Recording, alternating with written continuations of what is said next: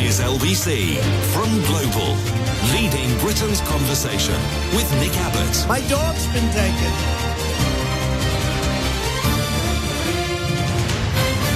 Well, let's get back to it. First, the good news for all those people who say that we shouldn't do anything to stop greenhouse gas emissions because, well, you know, insert tired argument here. We shouldn't do anything because China is building coal power stations, or there's nothing we can do, we're small compared to the rest of the world, or you can't make energy from wind and solar because they're unreliable, or reducing greenhouse gases is just a radical left communist plot to make Donald Trump use less hairspray. You don't need to put all of that product in your hair. You just don't. Well, the EU's greenhouse gas emissions fell by 8% last year. The European Environment Agency found that as the continent continues to close down coal-fired power stations, they make more electricity from sun and wind, causing HAPPY-ness. The steep drop in planet heating pollution in 2023 is close to the fall recorded in Europe at the start of the COVID-19 pandemic, when nobody could go anywhere. Travel restrictions grounded planes and shut factories. And these findings come as scientists say that the climate crisis acted to strengthen the furious downpours that inundated southern and eastern Spain, killing more than 150 people, or 200 people, depending on which news item you believe. But as the people that found that were scientists using facts, no one was remotely interested in anything they had to say.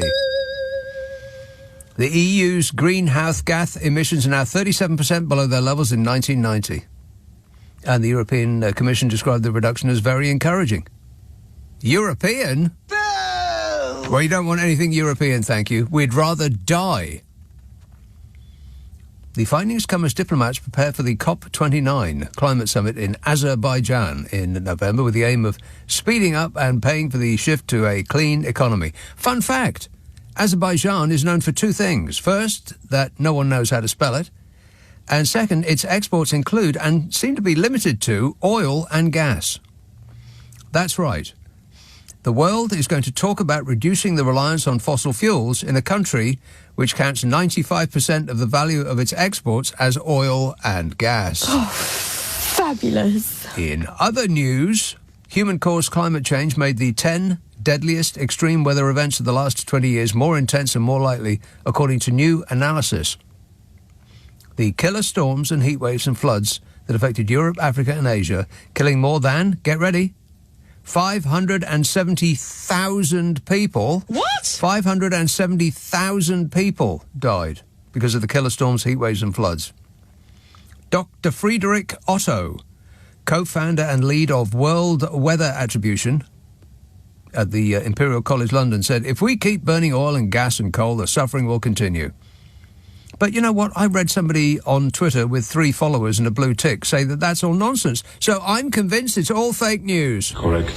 Meanwhile, the Met Office has predicted a chance of snow for some areas of the UK, and it could come as early as next week. Snow? Oh, no. Ice, mist and heavy fog are expected this weekend. And it's all thanks to global warming. Thank you. There is a chance of snow arriving in northern and eastern regions of the UK. Northern and eastern. I bet what the northern and western regions will be experiencing won't be snow. But I bet it will be it will be raining. I can check on that while you wait. I can check on the rain in the north and the west. One moment, please, caller. Your call is important to us. Aha! Raining in Glasgow at the moment. You believe that? Yes. It will also be raining tomorrow and... Oh, what? Not raining on Sunday and Monday and Tuesday? Pfft, rubbish. And then intermittently not raining for the next couple of weeks. Good grief, look at that. You're actually going to get sun. I don't believe it. This weather app is fake news. So for the rest of us, dry and bright on Sunday, mostly, everywhere, mostly. On Sunday, heavy rain. Here, there and everywhere, baby. Would you like to hear the forecast for the next 4 weeks? No. OK, first half of November. Plenty of dry and settled weather, but cloudy. Winds likely to be light in the south, strong across the north and the west, temperatures close to normal. And then, second half of November to the beginning of December. Good grief, it's practically Jesus' birthday. More unsettled, with periods of wet and windy weather, but drier and more settled by the end of the month. Drier and more settled by the end of the month? We'll take it. This says, I'm so fed up of hearing the parents of children at private schools go on and on and on about how hard they work, so I take it the parents of state school children are bone-idle lazy, says Tariq. I actually heard one parent say that they had to sell one of their Mercedes to pay the fees. It's a business and we're not subsidising it anymore. Get over it, says Tariq. Well, I bet we continue to subsidise it, just not in that direct way, by giving them a pass on the VAT. Yeah, they go on and on and on. Stop whining. David in Teddington says, I was excited to hear about the 1p off a pint of beer that I popped to my local where it only cost £6.99. Things can only get better. Yeah, I think it's less about reducing the cost of your pint, which it won't, of course, and more about gifting a small amount of over a large number of transactions to the people that are actually pouring it. Not that I know anything about this or any other subject. Phil in Lowestoft says, Nick, you only had to look at Jeremy Hunt's furious expression to know it was a good budget. Yes, I did think it was a good budget. I mean, I didn't sit there and listen to it because, you know, I got better things to do in my life, like staring out the window, for instance. Boring. I mean, good grief, no thanks. What's that noise? What is that noise? That sounded like me.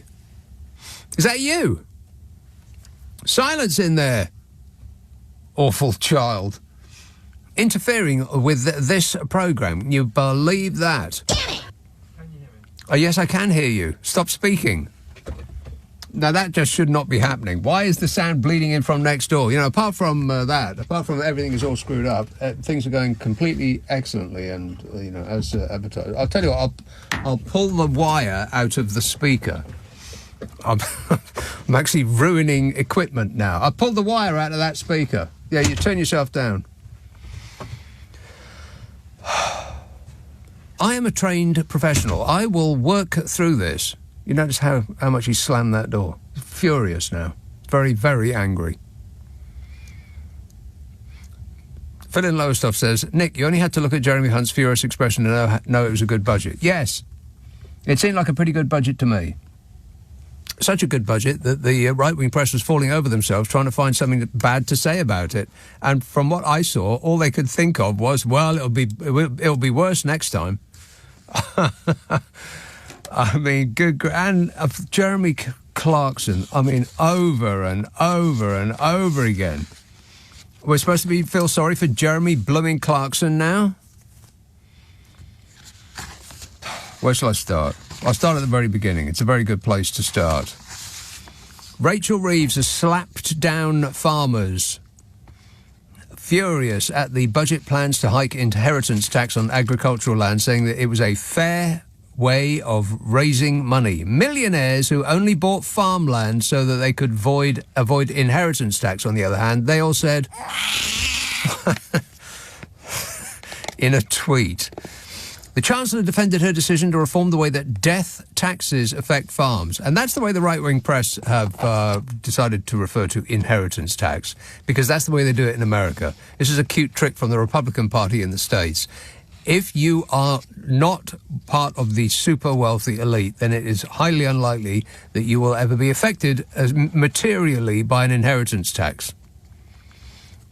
But in order to make people fearful of it and dislike it, they stopped calling it the inheritance tax and they started calling it the death tax. Because that sounds awful, doesn't it?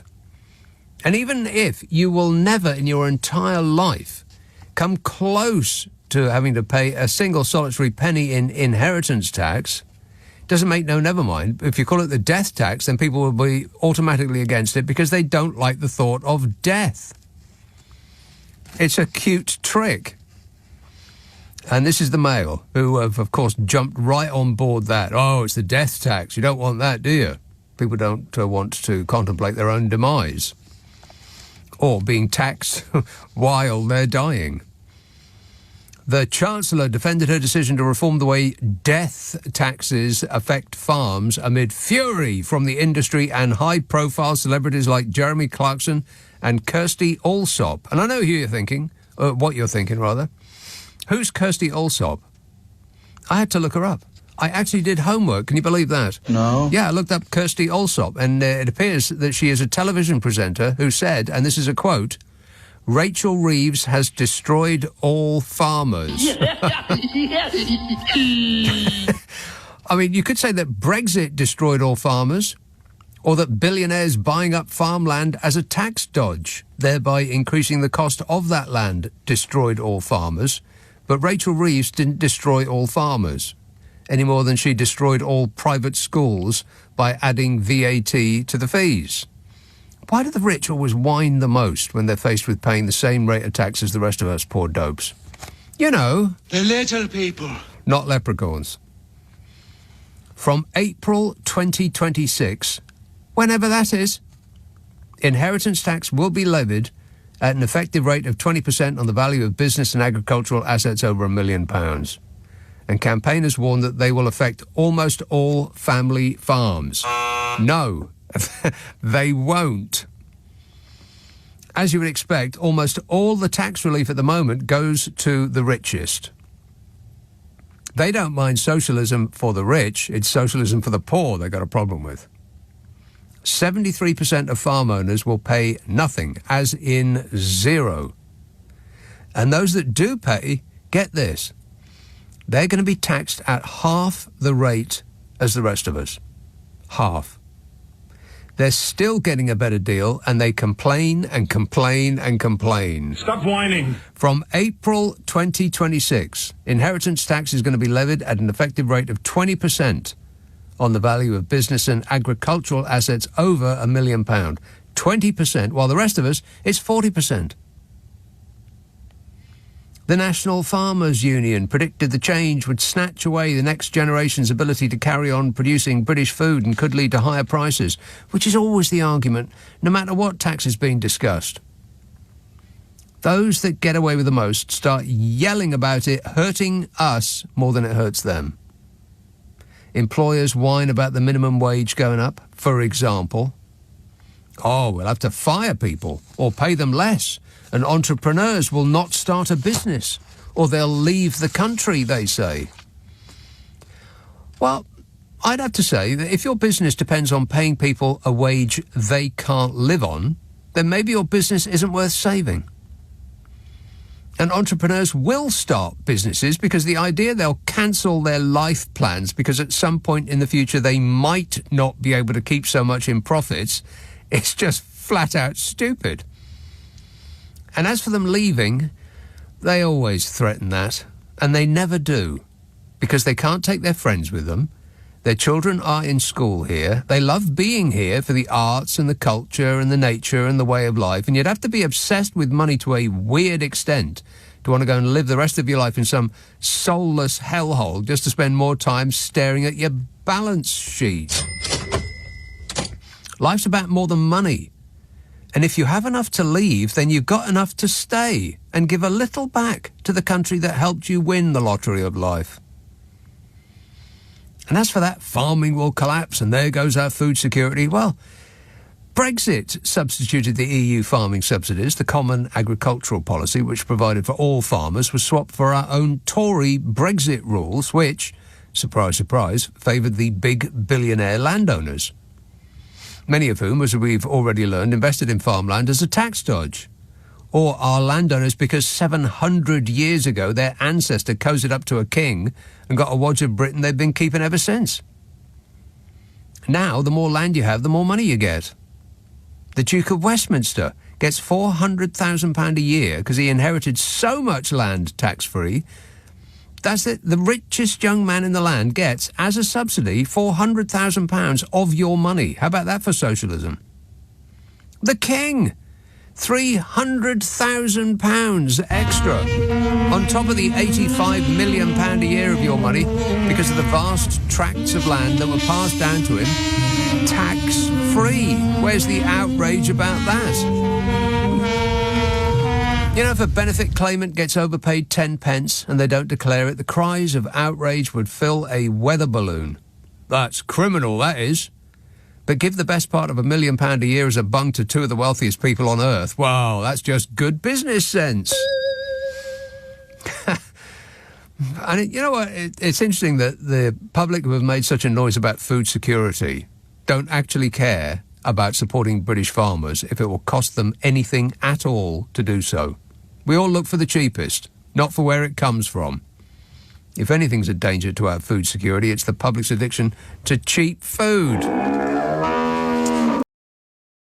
This is LBC with Nick Abbott. Call 0345 6060 973. Text 84850. Alexa, send a comment to LBC. Hot H-O-T-A-I-R. Just so much of it this week. It's just absolutely preposterous. Seemed like a perfectly reasonable budget to me. Those with the broadest shoulders. Correct, Amundo. And those with the broadest shoulders were shaking their shoulders while sobbing into their handkerchiefs. It's precisely what you would have wanted from a Labour budget, and they gave it to us, and people have been complaining and complaining and complaining. Stop whining. Paul says, Nick, have you noticed it's dark at 5 again? Yeah, talking about complaining. Whinging and whining and moaning. Yeah, I know. I've decided to just give in. I'm giving in to the dark. I've decided to make a point of thinking that you have to go through this in order to get spring. Think positively. Think positive thoughts. This says, did you see the big orange in the garbage truck? Did he really need an orange jacket? Yeah, it was like he's wearing camouflage. He didn't know where his face started and his jacket ended. Yeah, very, very difficult. I'll talk about him later. 0345 6060 973. South Wales. Hello, Jeff. Hiya, Nick. Did you see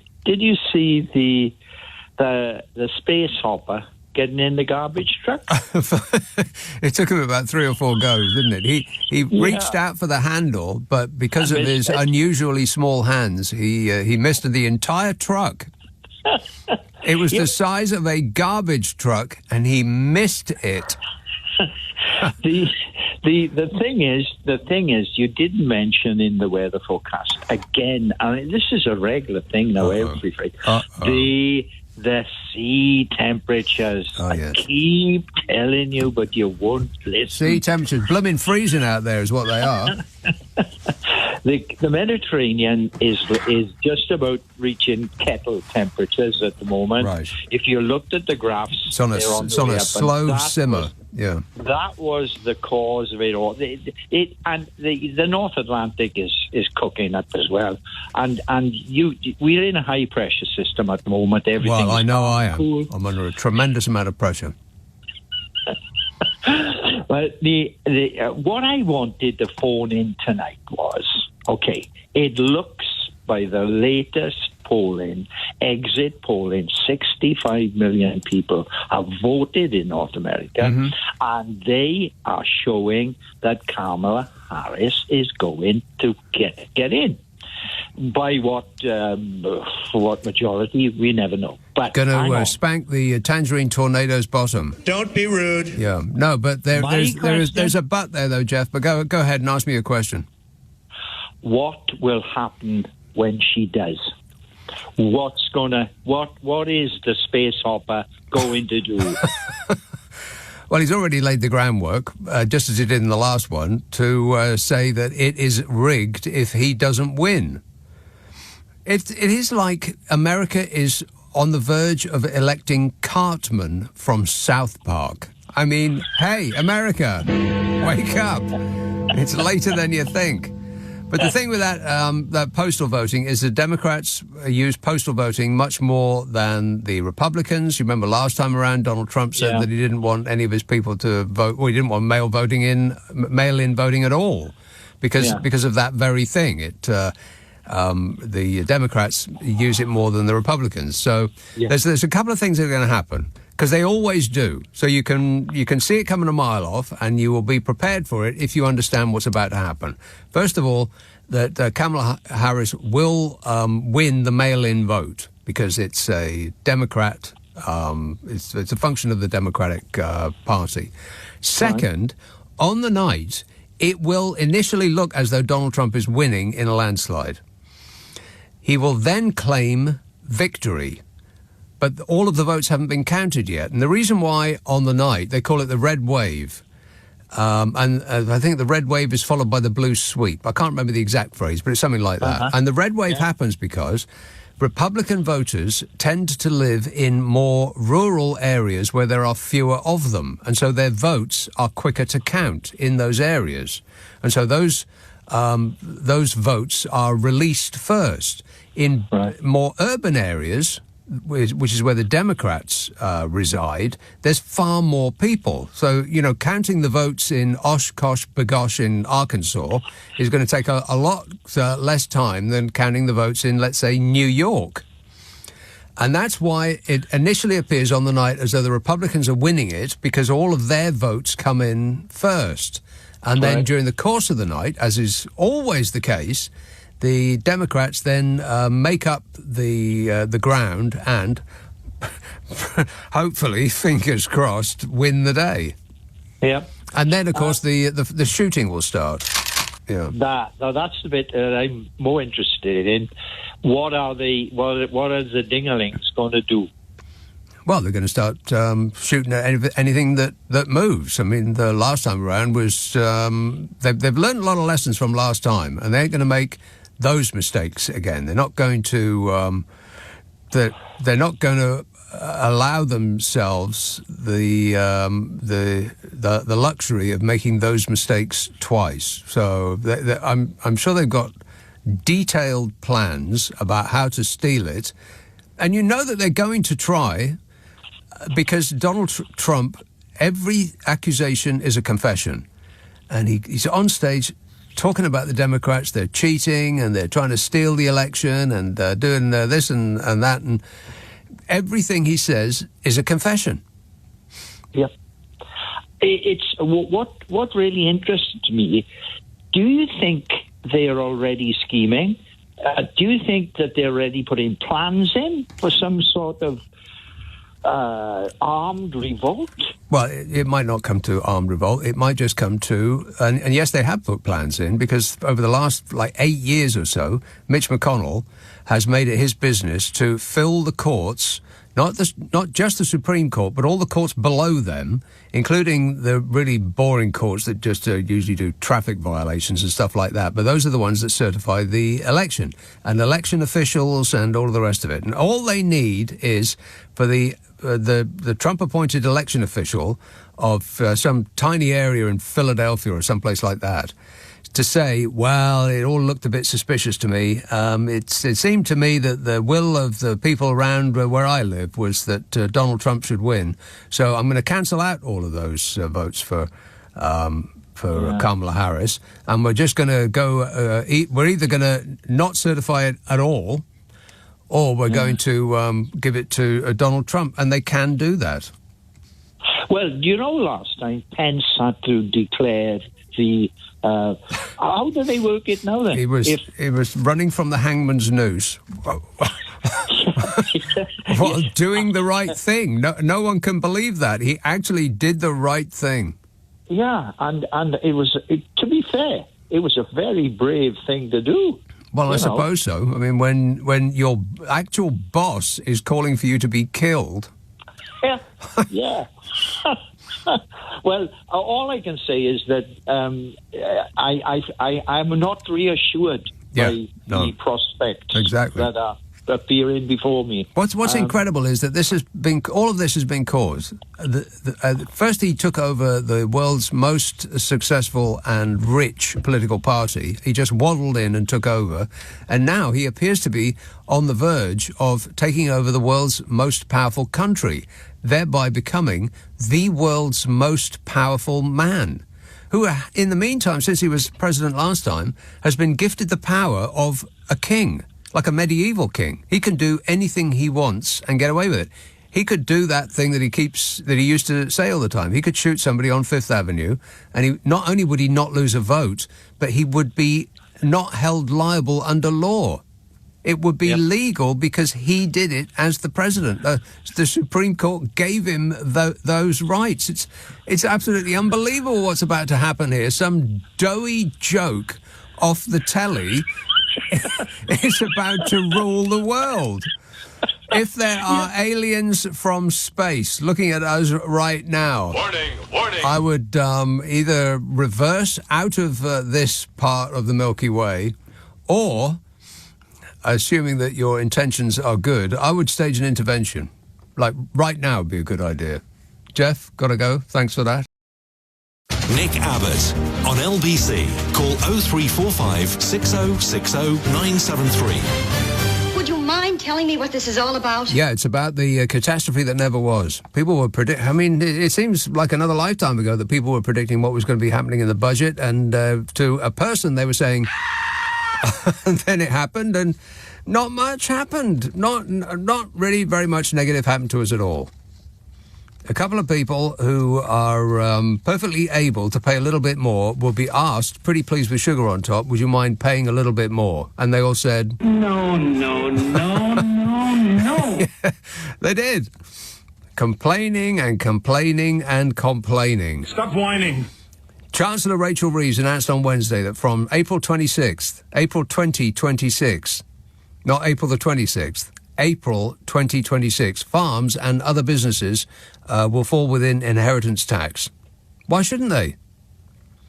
Inheritors will have to pay 20%, as in half what the rest of us have to pay, 20% of the value of agricultural and business property above $1 million, raising £1.8 billion by 2030 that can be used to improve public services. You remember public services, don't you? No.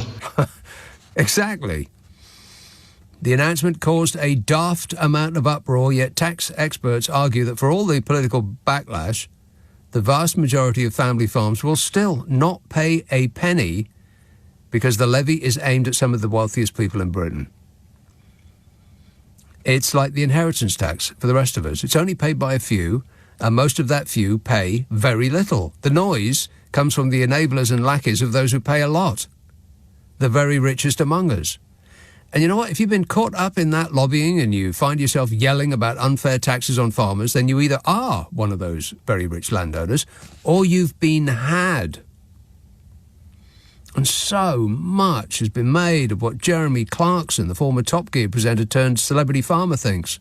And you know what? While I find him funny and his farm show is very entertaining, my thoughts on his total takeover of the media on this subject was, who cares what Jeremy Clarkson thinks? By his own admission, he bought his farm in order to be able to pass on his wealth without the taxman getting any of it. I mean, most of us can't do that. Clarkson previously said he bought his 126-hectare, £4.25 million farm in order to avoid inheritance tax on his estate.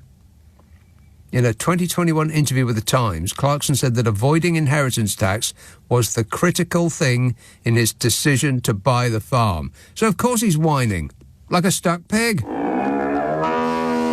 That was the sound of a pig recorded yesterday, just before it was terminated. Correct. For dinner. And while all that noise was going on, tax experts quietly said that the archetypal family farm won't be affected. The Centre for the Analysis of Taxation said that only 200 estates out of 1,300 a year between 2018 and 2020 claimed more than £1 million in relief each year. And so those 200 estates, by definition among the wealthiest in Britain, got 64% of all the agricultural relief. You're being had. The wealthy arrange their affairs so as to minimise their tax, and they tell you it'll hurt you if they have to pay more. All the tired arguments. We'll close our businesses. We won't open new businesses. We'll leave. We'll fire people. We'll pay people less. And now we'll close our farms and you'll starve to death. I mean, it's meant to instill fear that asking the richest among us to pay something approaching their fair share is going to collapse the nation and ruin your life. It won't, and it won't in that order.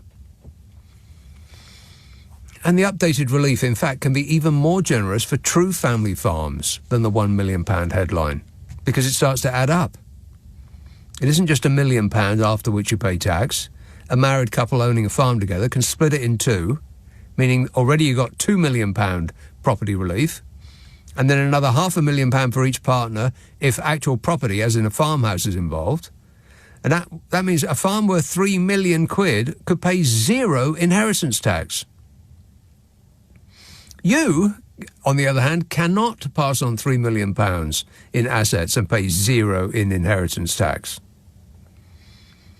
Even farms worth £5 million might in practice only pay inheritance tax of less than 1% a year because they'll be allowed to spread the cost over 10 years. The landowners can pass on £5 million of possessions and pay 1% tax on it. And they're the ones that are complaining. Can you believe it? I mean, it's not going to be that family out of the darling buds of May that are going to be hurt by what Labour did this week. It's not going to be that pretend farmer whose picture appears on a box of eggs. Those people aren't real. It might be the estates of some of the wealthiest people in Britain who are liable for inheritance tax, and they might include vacuum cleaner billionaire James Dyson, who owns 14,600 hectares of British farmland, and Danish fashion investor Anders Povlsen, who reportedly owns 89,000 hectares of Scotland. What? 89,000. I mean, those estates may now be liable for hundreds of millions of pounds of inheritance tax, where previously they would have paid none. The man who makes purple vacuum cleaners might have to pay tax, to which I would say, suck it up, Dyson. Robert Palmer. Not that one. Robert Palmer, the Executive Director of Tax Justice UK, has long campaigned for changes to agricultural relief. He said, I can understand why some farmers are nervous, but the truth is that the vast majority of agricultural relief goes to the wealthiest families, many of which don't do farming. He said it's important to understand the wider context. This country's in a mess and public services need a lot more money. Yeah, and you know who doesn't need a lot more money? Billionaires. Billionaires. I mean, this week has just about put the cream on top of the cake, ain't it? Well, that's just the politics of envy, that is. It seems to be the response from people who have to pay tax by law and don't earn enough or have enough to avoid doing so. They're just clinging on to getting screwed. They love a bit of it. Darren in London says, did you see Real Madrid chuck a tantrum when they found out that Vinicius Jr. was not going to win the Ballon d'Or? And in that context, this says, since there's been no news all week, I thought you could fill a space by telling everyone that Tamworth beat Huddersfield 1-0 tonight. Well, I don't know anything about either of those two things. The Ballon d'Or. Do footballers really need presents? I mean, haven't they got enough, crying out loud? The Ballon d'Or that's going to be given to probably the richest footballer in existence. I mean, it used to be the Lionel Messi Cup, didn't it? He just won it over and over and over again. He didn't need another prize. He's got Brazilians. He's got money up to his eyeballs. Here's another present for one of the world's luckiest people. Good grief. It's like the Oscars. How much stuff do these people need? This text says, I saw it, and as for the Tamworth beating Huddersfield 1-0, well, I've got no idea. If it didn't happen concerning a club in the top half of the Premiership, then I've got no idea. Life's too short. I can't be bothered with all of that stuff. I'm going to watch what is the best and, spend the rest of my time idly staring out the window. Or, whatever comes to mind. This text said, I saw a tower made of Boris Johnson's books inside a well-known bookshop. I couldn't stop wondering how he managed to fill over 700 pages with facts when he struggled to recall all of the important details in front of the COVID inquiry. Yeah, him and Fishy both. No, I don't recall, and I don't recall. I can't specifically recall, can't precisely recall, no, I don't remember them, but I don't precisely. This guy used to be the Prime Minister of this country. Precisely. You believe that? I can't precisely recall that. I don't recall the precise timing of the date, and I don't remember specifically. I don't precisely remember that. Have you really thought hard? I don't recall. Can't recall that. I can't comment on the particular. Yes, I don't recall seeing. I said I don't recall. Right. I can't recall this. Empty-headed buffoon you are. That's all I can recall. Absolutely nothing whatsoever. Yeah, incredible. It's amazing that he can find his shoes in the morning. Where did you leave them? I don't recall. Absolute shocker, eh, Bodge? I can't comment. He can't comment on that. He don't recall neither. Those two people used to run this country. Isn't that incredible? It's lucky we're fortunate to be alive. How did we manage it? Oh, Liz Truss has been at it again. Shall I talk about Liz Truss now? No. All right, I'll hold off. One of the funniest headlines I've ever seen in my life was in the Super Soaraway Mail today concerning Liz Truss. She's still speaking. Can you believe it? Nick Abbott on LBC. Call 0345 6060 973. You've got a good, your mind is a little bit, three-dimensional. No, I have no idea what you mean. Crouch End. Hello, Brian. Oh, hello. Brian. Yes. Good to talk to you again. Where do we start? It's been a Start at the very beginning. It's a very good place to start. I know, because if we go all the way back to last Sunday's Madison Square Garden thing, then I'll be on for the next 2 hours. But no, you won't. Let's just talk about the things that I just happened to see today. Starting with Jesse Waters, who's a commentator on Fox News. Fox News. Yes, our favorite. And he was saying on this morning show called The Five that if there's a wife that votes for Harris while the husband votes for Trump, he equated that to the wife having an affair. So right.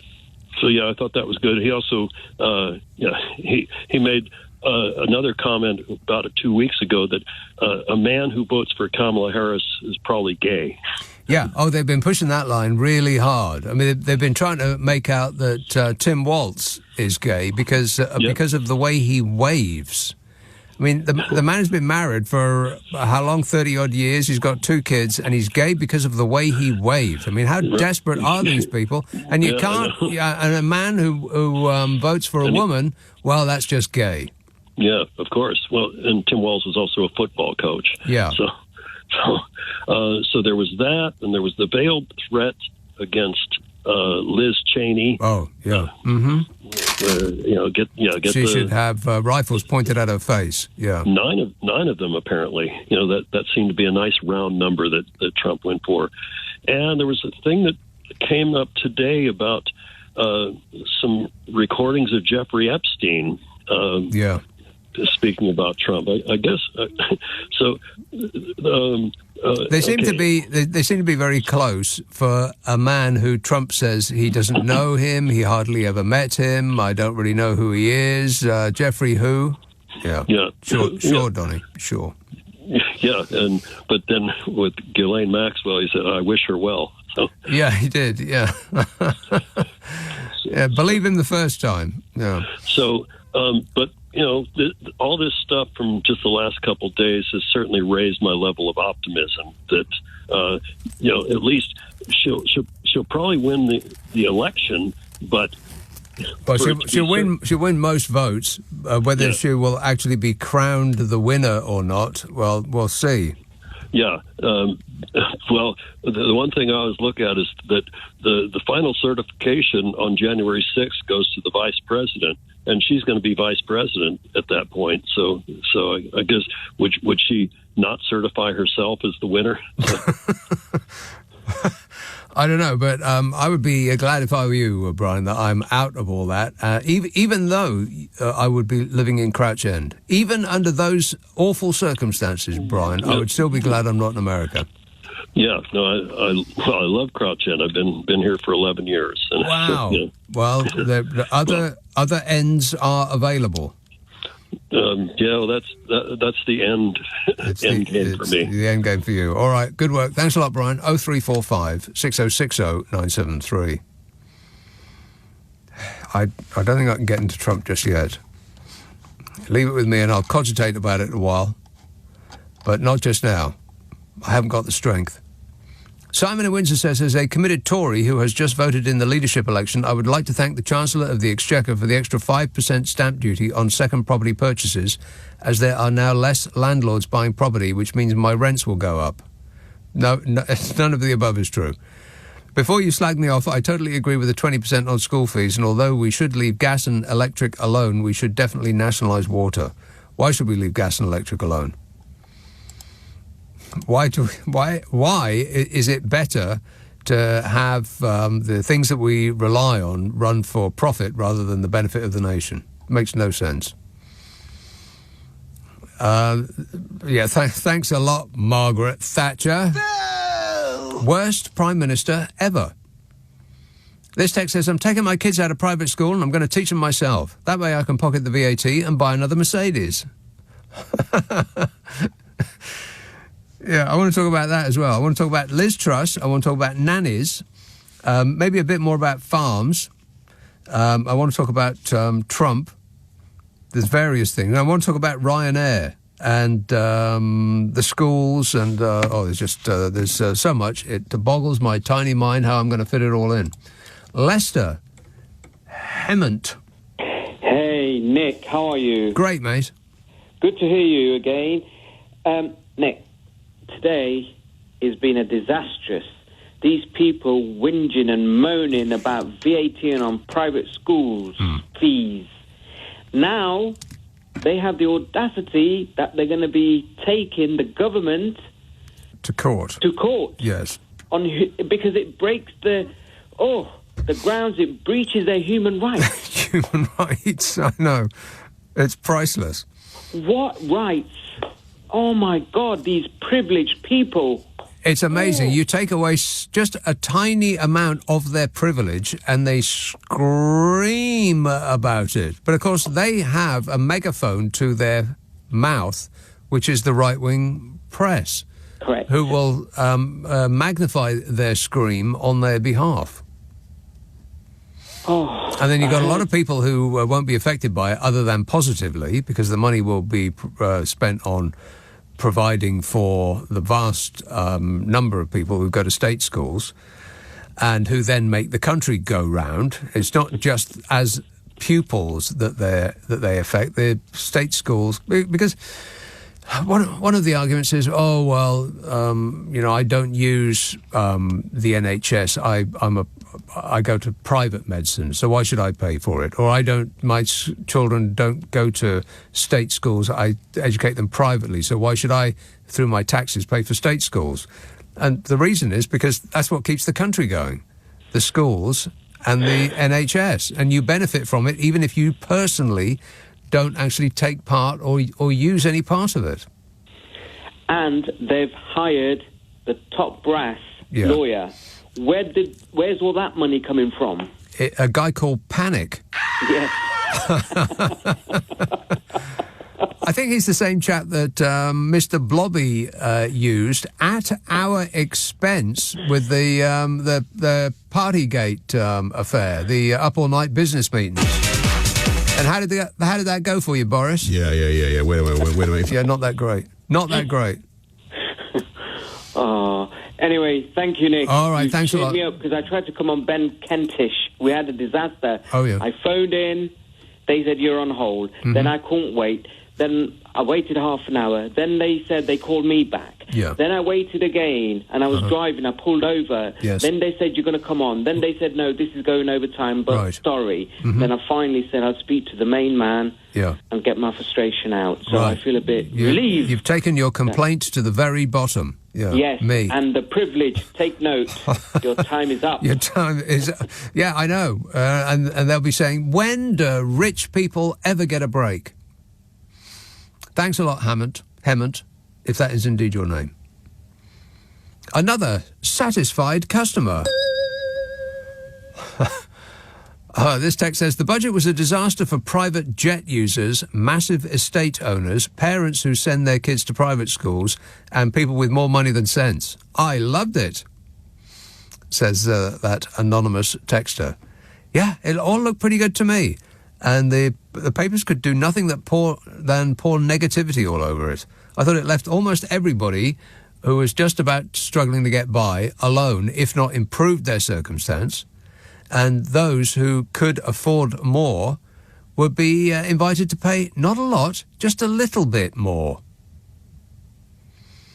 I mean, again, if you're passing your farm on and you're a couple and you've got a house on that farm, then already you've saved about £2-3 million you can pass on, tax-free. The rest of us can't do that. And still they complain. God, it's excruciating. But they're complaining from their own base level. They're not complaining basing their circumstance on ours. They're complaining based on where they are today as opposed to where they were last week. You know, they're going to have to economise. Every now and again, they're going to have to skip Waitrose and go to Tesco's. Oh, the humanity.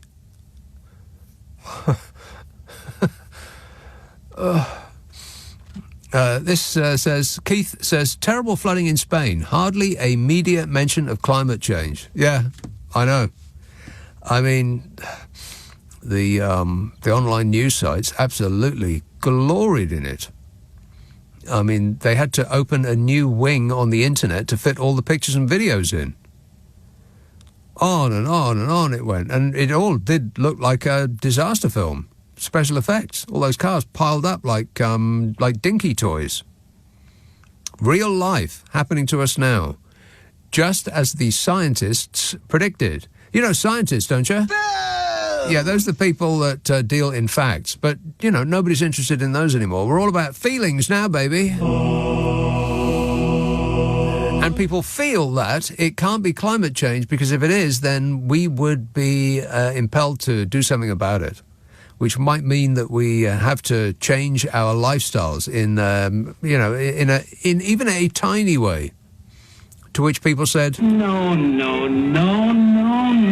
No chance. We'd rather die. The human race isn't going to do anything about it until it's too late. This could be the end of life as we know it. I mean, not the end of the planet, of course. That's going to be just fine. In fact, it will be much, much better off once we're gone. But this comfortable lifestyle that we've fashioned for ourselves, it's not going to be here forever. It's balancing on the head of a pin at the moment. I don't want to concern you or anything, but we're all in big trouble. Unless you don't believe in climate change, in which case you'll be just fine. Nothing to worry about. 0345 6060 973. Nick Abbott, LBC. On your radio, on Global Player, and Play LBC. leading Britain's conversation. This is LBC.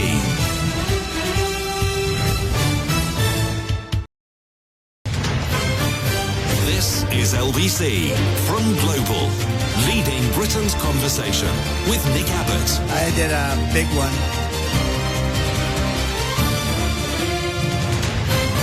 And I did 3 of them today. I did a little one, a little tiny one, and then I did a really big one. I did a big one. and I'm still raring to go. That's great, Donny. Thanks for the news. 0345 6060 973. Still raring to go. Well, how about just go? Kath in North Wales texts, "Hey, Nick, on Wednesday, Trump said, I've done more for Puerto Rico than anybody."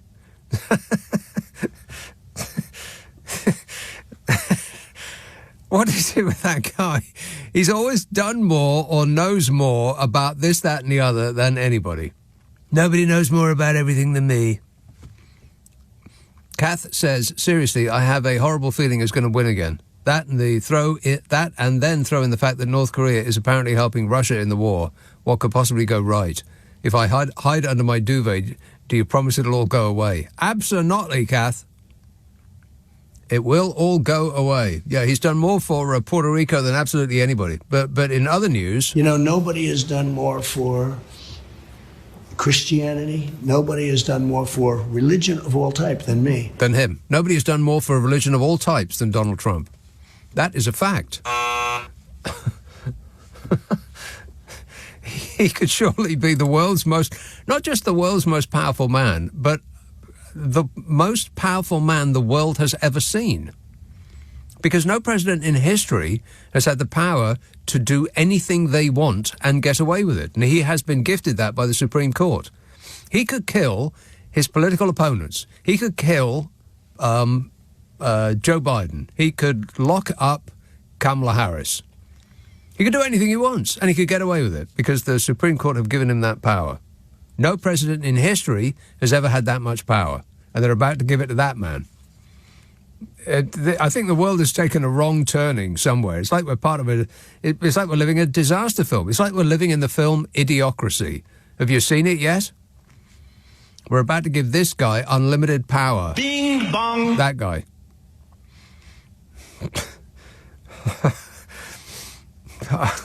I think this man said it best when he said, "No one is ever safe on this hostile planet." Nobody is ever safe on this hostile planet. If Donald Trump actually gets in... Emergency, everybody to get from street. Emergency, everybody to get from street. Yeah, duck and cover. Let's have Salford. Gaz. Hiya, Nick. Gaz. Hiya, pal. Just 2 points. The budget and climate change. Yeah. Yeah. The budget, I think, is pretty much where it is. What's that? What do you mean? Well, the tax rises. Yeah. People are getting, motivated and getting upset about it. But if you actually look at the cuts to public services, it's been devastating over the past 15 years, to be honest. If you want public services, then we're going to have to pay for them. And you know which countries pay more and get better services? The happier ones. It's always the same people. Sweden, Denmark, Norway, Finland, always the same people. They all pay more tax than we do, and they all have governments that spend that tax money on providing for the people. And it creates a happier public. Which do you want? You want to be miserable and have a few more pennies in your pocket, or do you want to be happy and feel like one small mistake isn't going to get you out in the streets? Yeah, in a nutshell, it's we want European public services to United States tax rates. Correct. And that's not how it works. And the other thing. I just want to say that. Now on climate change, there's been no rise in the fuel duty. Now, I'm pretty disappointed in that because every time there's a fuel duty cut, they double up the petroleum industry. What they do is they take the tax cut and then they put an extra couple of pence on a litre of fuel. Oh, right. And then it just gets shipped off. It just gets shipped off to the Cayman Islands or wherever. nothing. Yes. It just doesn't get used. So I thought Rachel Reeves would have put the tax on that, but she didn't. Right. Well, I think the stated reason was that it would hurt those who are already struggling and business people who need a car for work and stuff like that. So, yeah, I thought, I mean, plus the price of petrol and diesel is through the roof as it is. So, the tax that we already pay on that is massive. So I thought that was okay. I'm all right with that. Yeah, right, yeah. Well, that's what I wanted to say anyway. All right, sounds like you said it. Good man. Thanks a lot, Gaz. 0345 6060 973. Mary says, hi, Nick, did you watch Fish's last stand on Wednesday? We did, and with the sound off. It was hilarious. When he... When he started flailing his arms around, we thought he was either going to throw himself to the floor and have a tantrum, shouting it's not fair, or he's going to wet himself. But it wouldn't have mattered because we all know that his suits are drip dry. Yeah, we're so sad to see you go, Mr. This government Mr. will Integrity. have integrity at every level. Every level. It really is hard to believe that man used to be the Prime Minister of this country. That man who followed this person. Absolutely. She used to be the Prime Minister of this country. And so did this guy. Yeah. Wait a minute. I mean, really, what are people complaining about, for crying out loud? The clown show is over. We've got grown-ups in charge now. But that's not what people want. People want the clown, don't they?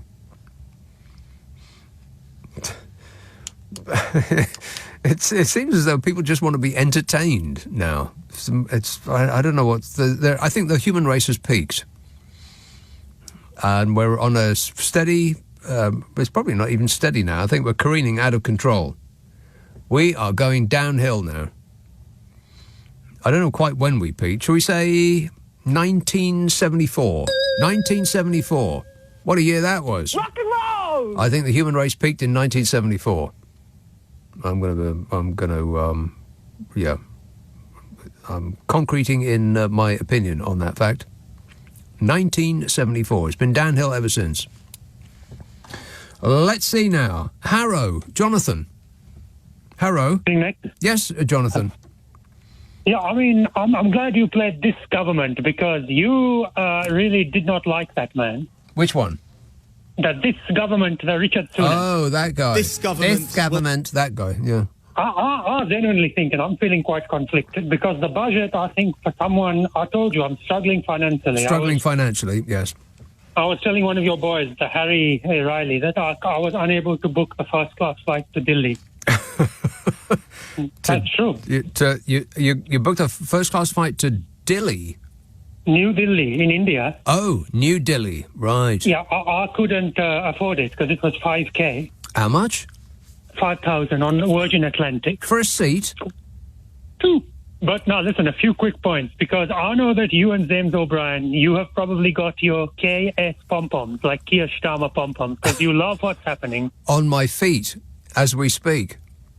You both love it. I mean, look, I'm not a big fan of Keir Starmer, and I think a lot of people in this country would probably prefer to have a dinner with Rishi Sunak, or even, dare I say it, someone like Gaddafi or Saddam Hussein. There would be more interesting dinner parties. Yeah, well, it depends who's paying. I mean, if Saddam comes back to life and he picks up the bill, then I'm going to go with him.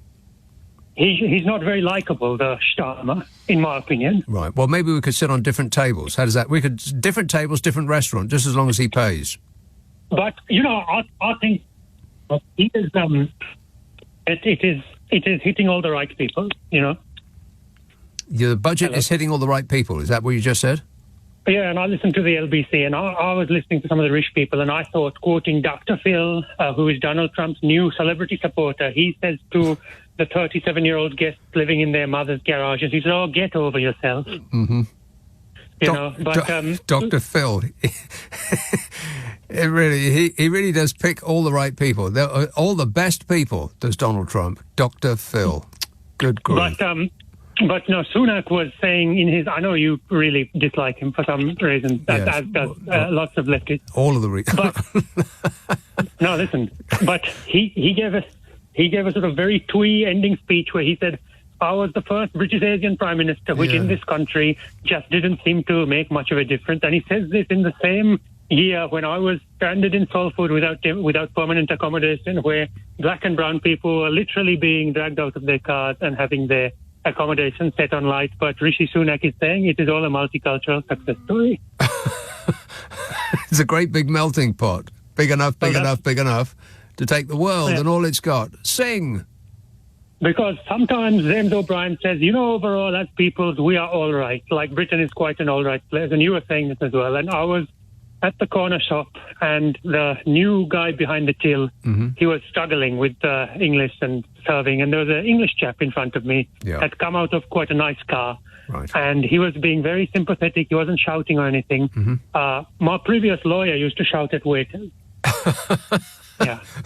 He was from Haifa in Israel. Can I say that? Or is that controversial? I think you just have done. And he used to shout at waiters, not just to get their attention, but in order to upbraid them.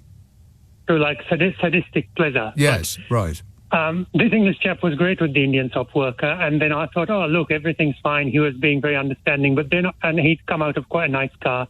But then I stepped nearer this chap who'd come, this English guy had just come out of work about an hour ago, and he literally smelled like a wheelie bin.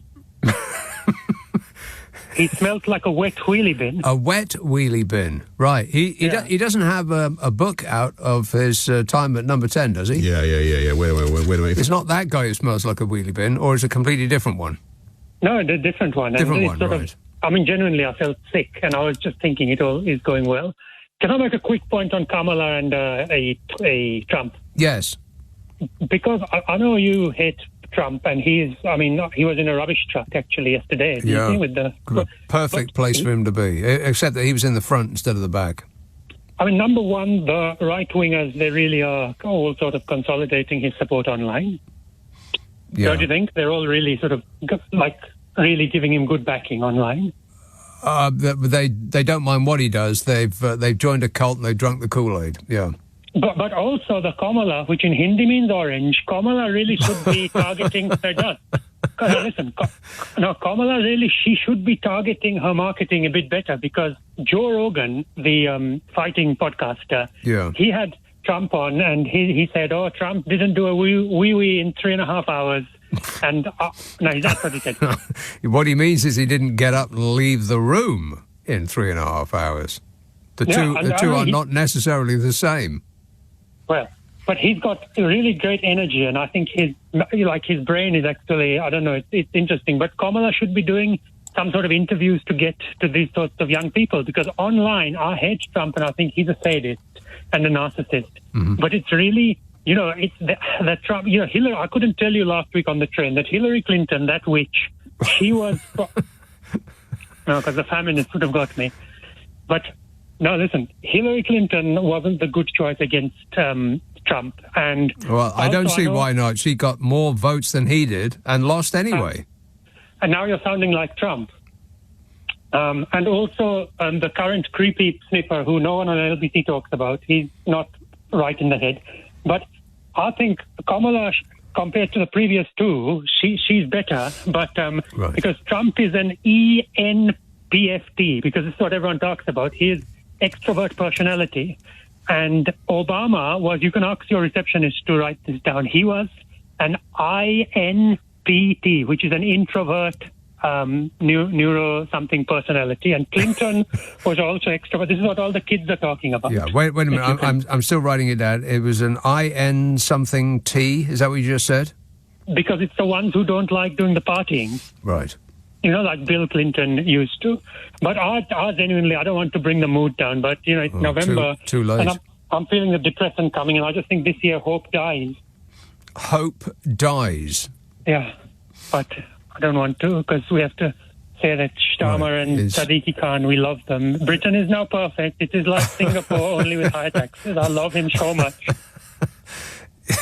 If hope is your aged dog, then I suppose we'll feel sorry about that. But if you're saying that hope itself is dying, then I would have a problem with that. You've got to have hope, Jonathan. Trust me, and keep believing. Keep on believing like Journey. Tell me you'll do that. Well, you'll see next week who wins. And now I've got I'm not whispering today because I appear to have half of Gujarat who have moved in next door to me. I'm not a racist. But, well, let me know next week how that goes. Thanks a lot, Jonathan. It was Jonathan from Harrow. This is LBC with Nick Abbott.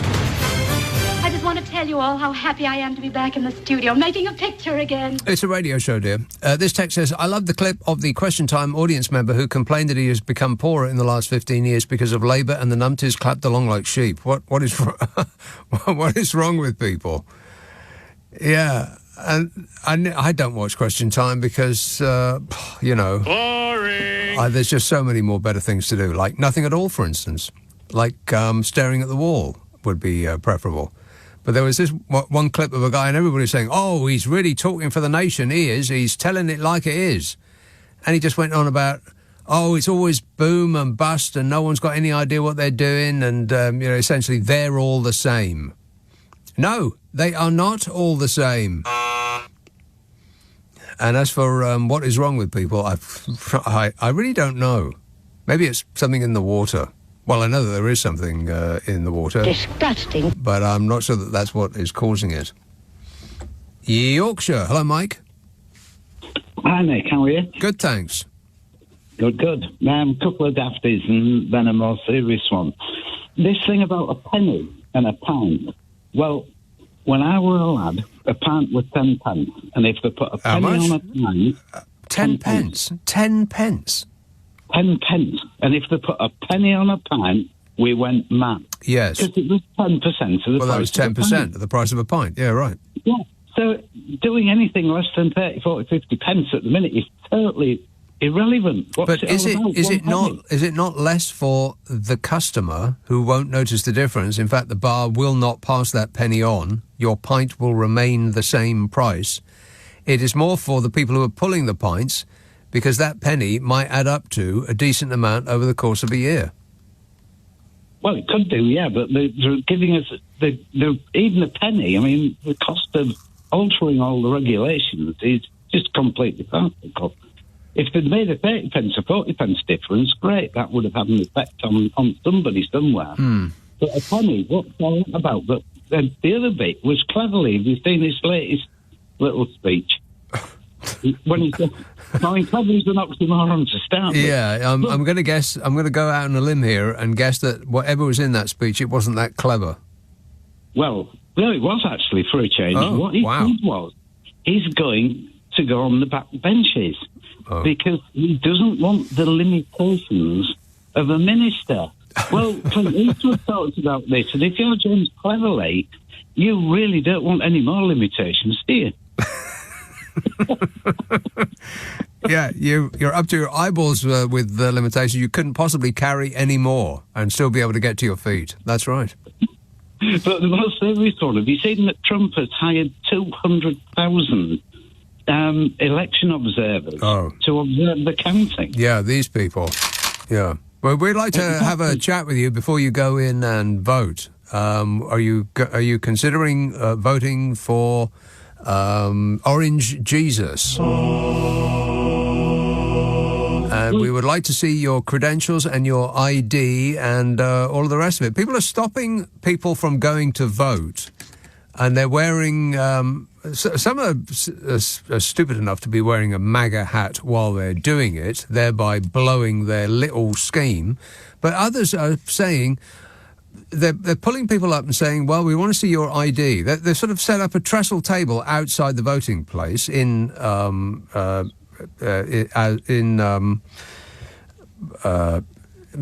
in accordance with the law, whatever that phrase is.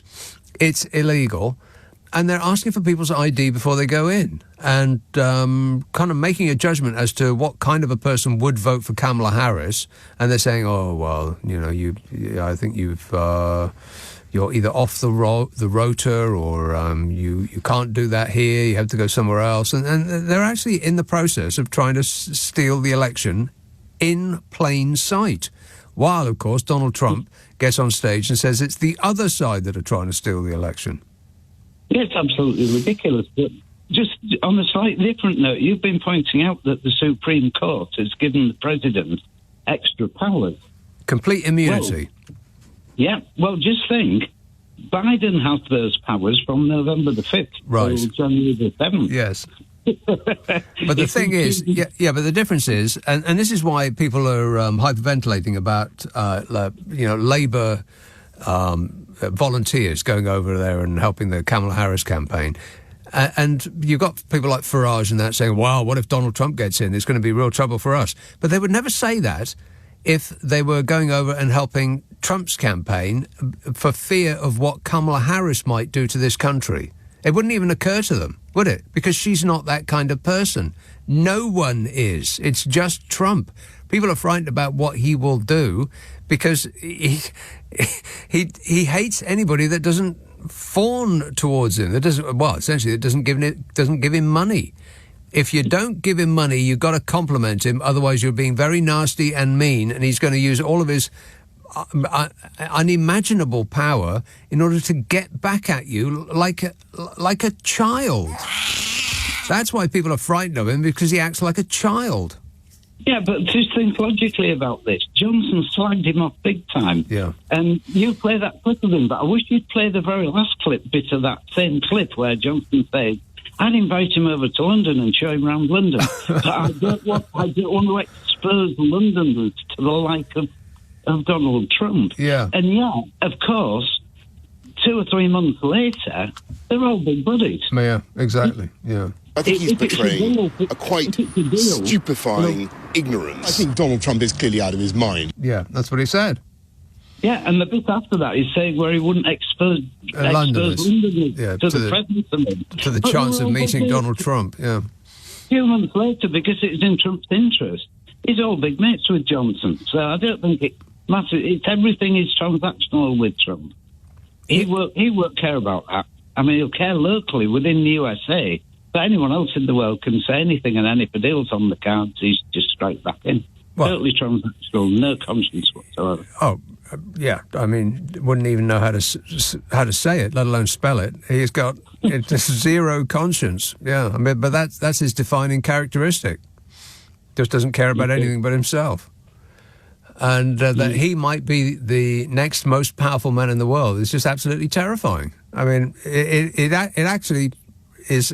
I don't know about it's affecting me deeply, but it's probably more affecting than our last election. Like, I would probably have been less upset if the Tories had won again than if Donald Trump wins again. Yeah, I think so. And I've got quite a few relatives in America, and they are Republicans, and they voted for Biden last time because they hate Trump. Right. But because Biden got in a state, they said they weren't going to vote.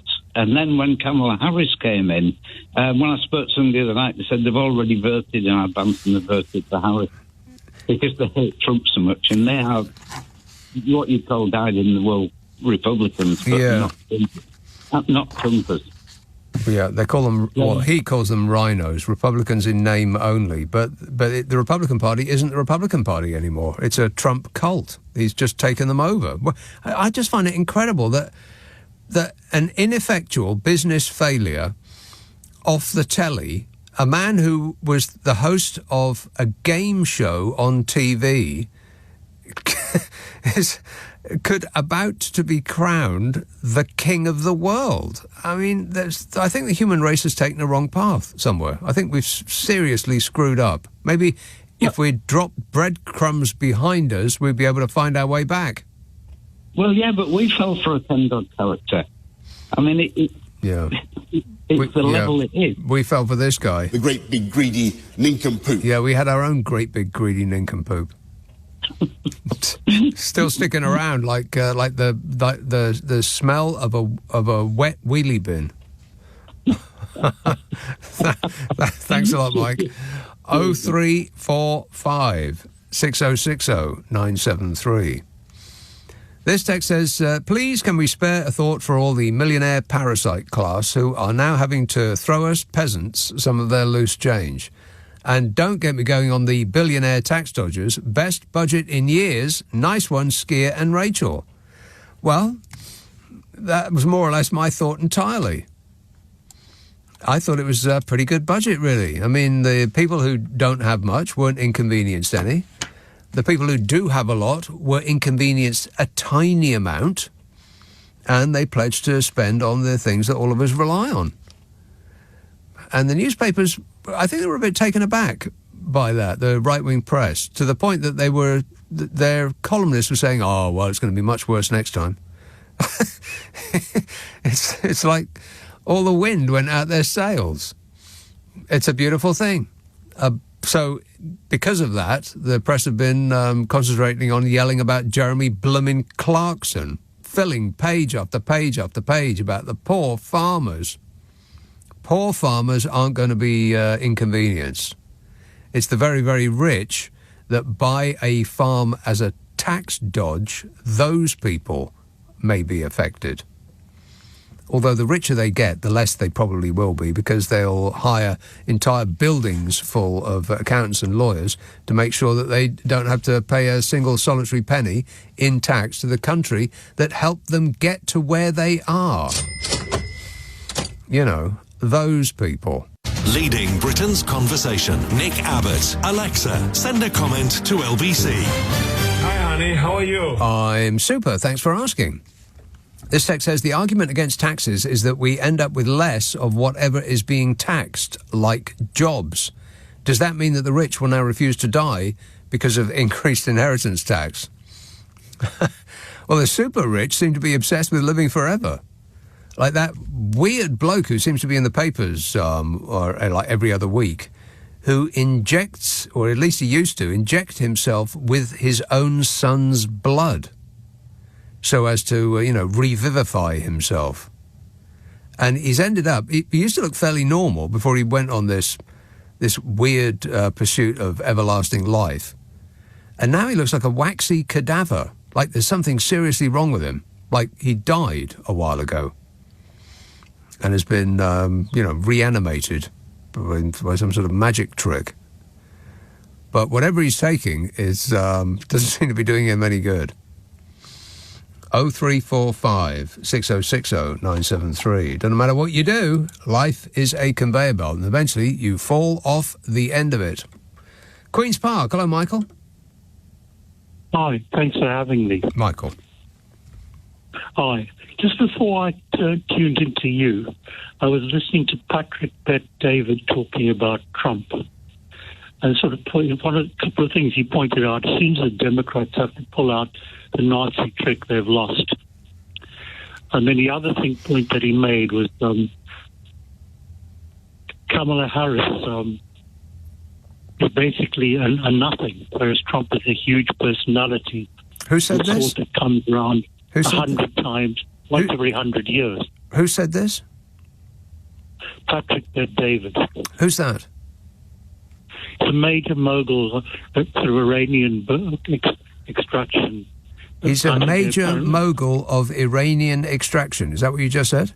In the States, yes. Right. Well, what's his opinion got to do with it? Well, basically, it sort of matches mine. I mean, for example, Trump was the one that got the Abraham Accords going, and it was Biden who messed it up.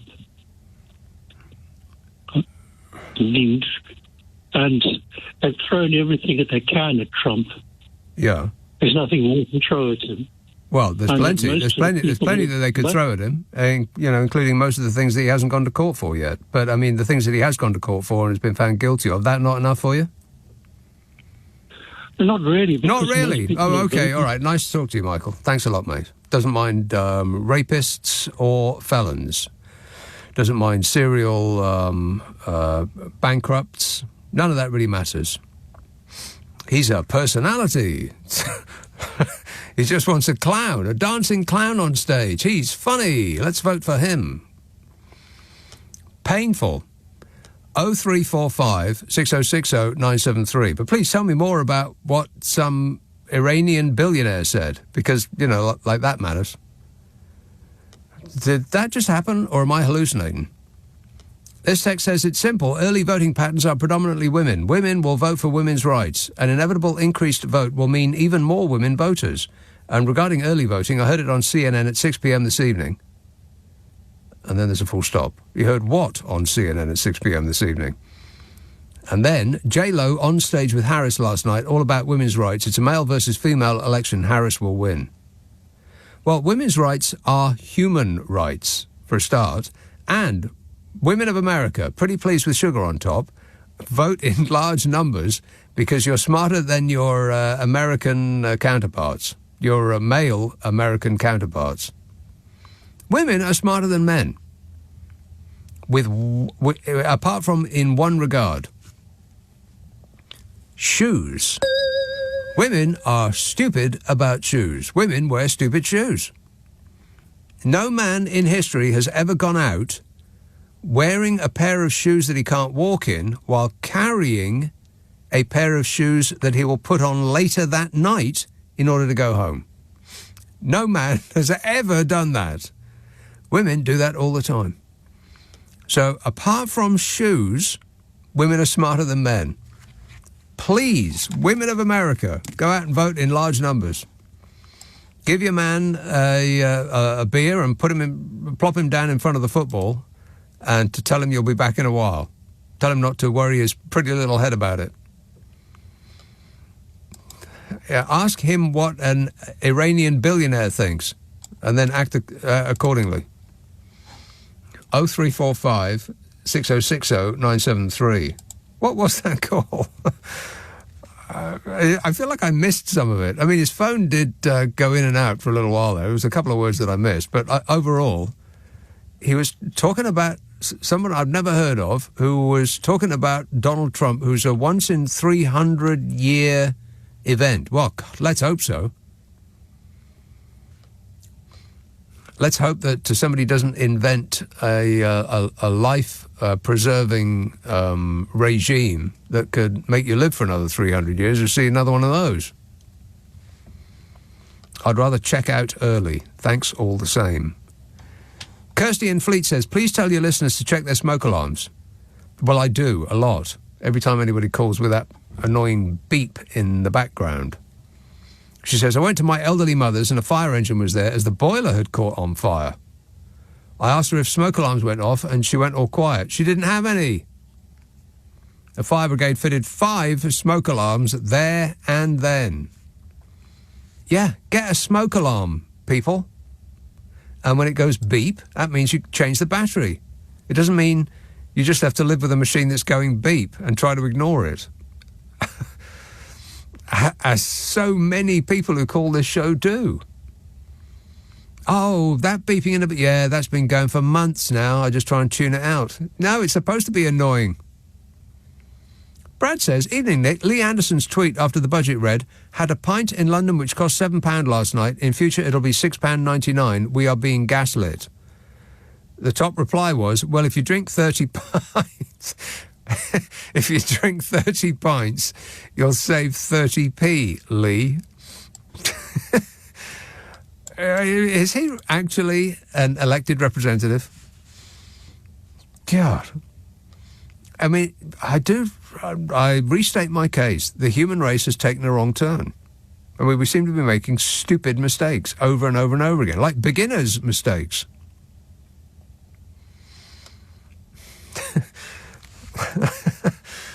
It's just amazing, isn't it? Ain't life bizarre? Yes. Yes, it is. Luton. Hello, John. Hello. Yeah, one giant elephant in the room we're forgetting. I mean, I think that Trump's got to win. Not Trump. Harris needs to win this urgently. Yes.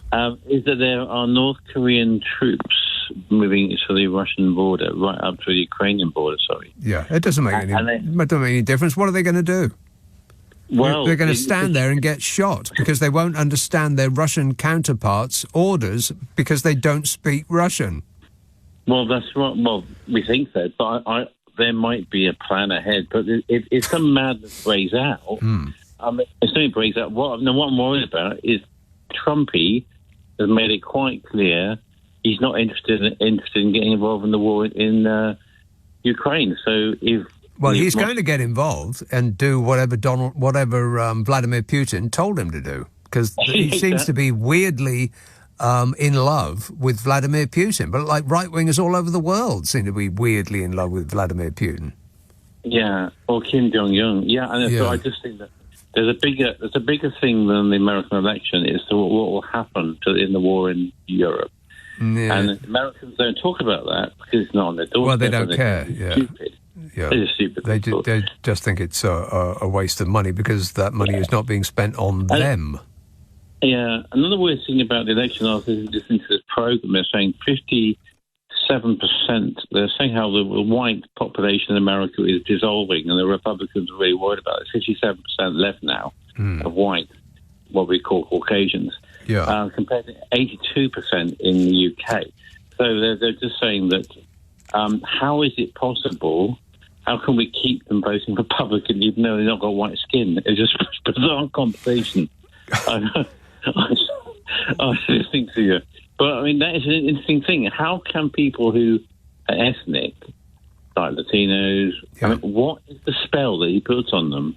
Do you know what it is? I don't know. It's a spell that comes on them, but they say, I'm going to vote Trump. Yeah, I think it's the same spell as you get poor people in this country who overwhelmingly vote for the Conservative Party. It's not the rich people that put the Tories in power for 14 years straight. It's poor people. And I think they've been hoodwinked in some weird way. It's almost like they've joined a cult here too. And they think, I don't know, like a variety of things. I assume they think that in the future they will become wealthy, so they will want a party in power that protects that wealth. But they won't become wealthy. I mean, it's like, you buy a lottery ticket and there's just some part of you that thinks, I'm going to win with this one. I've got a feeling. You won't. Almost certainly not. And if you did not get born rich, you will not become rich.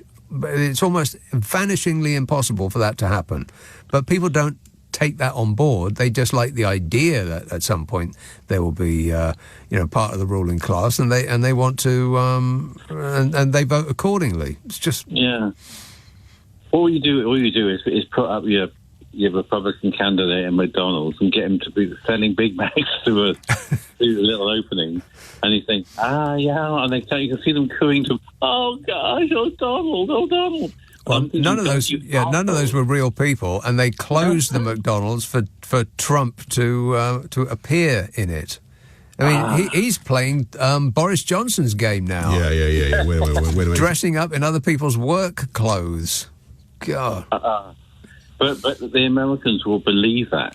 I mean, that's the whole problem. Is that it's East Coast. I don't want to be rude, but it seems like the East Coast and the West Coast think everything in between. Yeah, doesn't seem to be like a. Well, pretty much. That's right. Yeah. And it's they won't like it, but the truth is that the more education you have, the more likely you are to vote Democrat. People with college educations, people with degrees vote Democrat. This is why the Republican politicians say that the problem is the professors and the universities. They're all left-leaning, as though it's some kind of as though they're sort of inculcated in some sort of cult-like lefty like system through university education. But it's not. It's the more that you know, the more you are likely to care about the welfare of others, and that's a left-leaning thing. Absolutely. It's the stupids who have not left the tiny podunk towns and villages that they were born in the middle of America, where hardly anybody lives. Those are the ones with no education that vote Republican. And don't take it from me, take it from Donald Trump. I love the poorly educated. I love the poorly educated, he said, to a crowd of poorly educated people, and they whooped and cheered like he was giving them a compliment. It's incredible. I know. What can you say? All right, thanks, John. Leading Britain's conversation. Nick Abbot. Alexa, send a comment to LBC. Right, so what are we doing? Given we're doing a radio show, but it reminds me that I do a podcast with Carol McGiffin. Yeah. Now, I think you'll love it. We're coming up to our 300th episode. What? Which I cannot believe. Me and her have done almost 300 episodes. And I think you'll find it a laugh riot. Now, the idea is that we take people's problems, dilemmas, issues that they have, things they've always wondered about, and we bend our brains to solve it as best we can. It's a problem-solving podcast. It's called What's Your Problem with Nick and Carol. Now, if you want us to bend our brains to your issue, then simply send it to the following address, nickandcarol@global.com. That is nickandcarol @global.com, and prepare to be totally satisfied. Oh, right, yeah. Ask for it by name on an internet near you. What's your problem with Nick and Carol? Yes? No. 0345 6060 973. Glasgow. Hello, David. Evening, Nick. David. Nick, at the outset, can I point out that this, David, is not a mogul industrialist of uranium extraction, unlike the previous caller. Oh, you know, just before I get any nasty mail and stuff, Yeah. you know. So it wasn't just me. You heard that too. Right. Unfortunately, I did, yes. Right. However, to the main event, I caught Newsnight tonight to get an update on the US elections. Oh, yeah. I was amazed to find out that the I think he was a state governor of Georgia State, Brad Ratzenberger, I think his name was. You know, the chap that Trump phoned up looking for 11,000 votes. Yeah. He is still in post. Is he? Well, And I thought, my God, man, why are you still there? I would have taken off, because you can imagine all the threats he's been getting. Yeah. So, really, I mean, he was asked, well, why are you still in post, you know? And he said, I'm doing my job. Right, my duty for America. The guy came across, he's got integrity, you know, everything Trump hasn't. Well, all of the things that the Republican Party used to be known for, but he aren't should be anymore. the presidential candidate, Yes. Nick, not the screaming Mimi, yeah. I mean, I wouldn't be inclined to vote Republican were I an American, but that's besides the point. Yes. The guy's a good guy. Well, he's one of the people that saved the world. Absolutely, and I hope he does it again. Well, what concerns me is that even if Trump loses, that the game is not over, because the people that are behind Trump are the real problem. I mean, Trump's just the clown at the front of the stage that draws people in. And what those people behind him have done up to now is they've chosen his running mate for him, essentially. They gave him J.D. Vance because he is one of them. And by them, I mean the billionaire tech bros who want to take over the world, because apparently having everything isn't enough for these people. So they won't stop, and they'll just substitute Donald Trump for somebody else. I have to say, though, before I leave, I loved Welsh Mike's description of the space hopper. Same colour, same shape. Yeah. Lovely. Catch you again. All right, thanks a lot, David. 0345 6060 973. He does actually resemble a space hopper. Don't be rude. Just stating the facts, Jack. Let's see now. Islington, Edward. Oh, hello, can you hear me? Yes, I can. Oh, brilliant. I've been waiting for ages, but I've got to say you're very funny. Thanks. I was actually going on about the Mother Earth thing, what you said earlier. Oh, yeah. Came in about an hour and a half ago. Had a few things. And Mother Earth, funny how they call ships like on a lady's name and stuff. Mother Earth will soldier through all of what's going on. You know, it's for millions and billions of years, I suppose, for TMR and everything. She wants rid of us. We're like a little bit of a rash, I think. Like a virus, yeah. No, I hate to say that. Yeah, like a bed bug, I'm saying. Yes. But I just... I think if we disappeared from Earth, I think the Earth would bounce back and heal whatever scars we have caused it in a couple of decades' time. I think it would take almost no time at all to completely erase any memory of us humans. Well, everything we build anyway will sort of just deteriorate anyway. Yeah. Because, it'll all be covered with ivy by next week. Yeah, exactly that. A little bit like I Am Legend sort of thing. Don't know what that is. What is that? That's the one with Will Smith where... Yeah. But I mean, it's just like the Incas and stuff like that. It's like I was in Cambodia a while back, and it's like there's so much hidden out there, but it just gets covered up. But I must say, Mother Earth will... I mean, we have sort of like... We don't have to worry about the Earth. The Earth will get rid of us. That's the thing. Yeah, we don't have to worry about the Earth, but what we need to worry about, and this is where people who fight back against tales of climate change seem to have fundamentally made a mistake in their understanding of the issue. The problem isn't the damaging the world. The problem is damaging our place on it, because every part of our civilization has grown up around water for a start. Water is pretty much... The Nile, obviously, that's one thing that everyone knows. Pretty much the reason that any major conurbation is where it is, almost all of them, is because of water.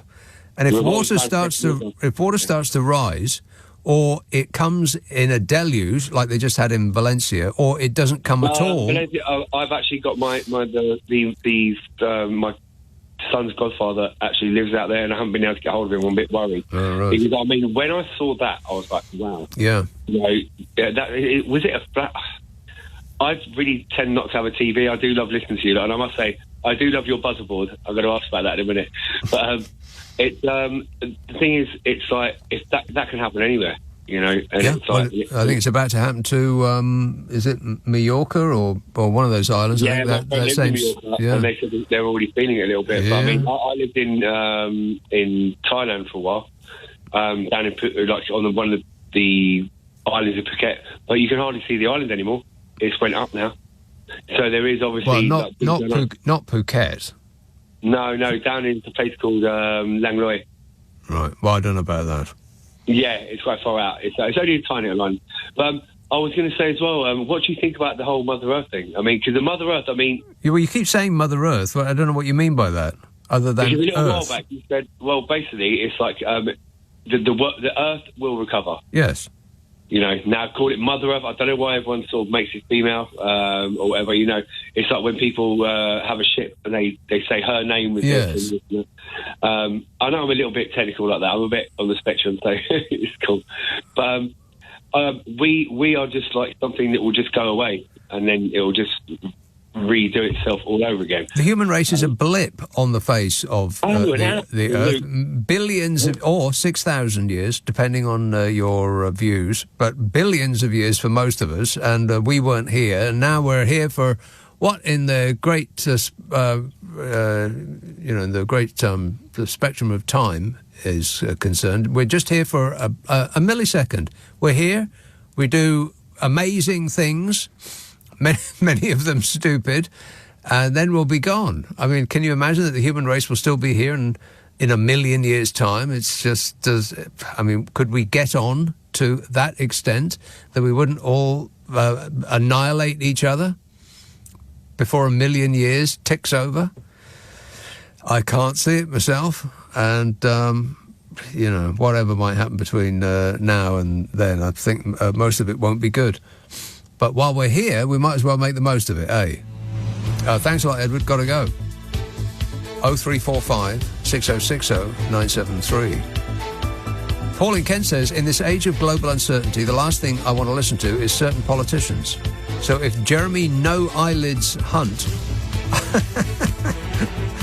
Yeah, what is it with that guy's eyes? I mean, if he opens them any further, he'll be able to wear his eyelids as a hood. Jeremy Hunt or Nigel I Love Clacton Farage burn holes in my TV screen, and when they do, I simply press mute until their patronising smug faces have disappeared. It's improved my life immeasurably since adopting this idea, he says. That's a good plan. On your radio, on Global Player, and Play LBC. Leading Britain's conversation. This is LBC. This is LBC from Global, leading Britain's conversation with Nick Abbot. Is a radical left Marxist, communist, fascist. I'm not a big fan of his brain. Thanks a lot, Donny. You're the best. You're the best, worst person ever. This text says this extra tax that has to be paid by farmers for inheritance tax is just another example of Meghan Markle interfering and seeking attention.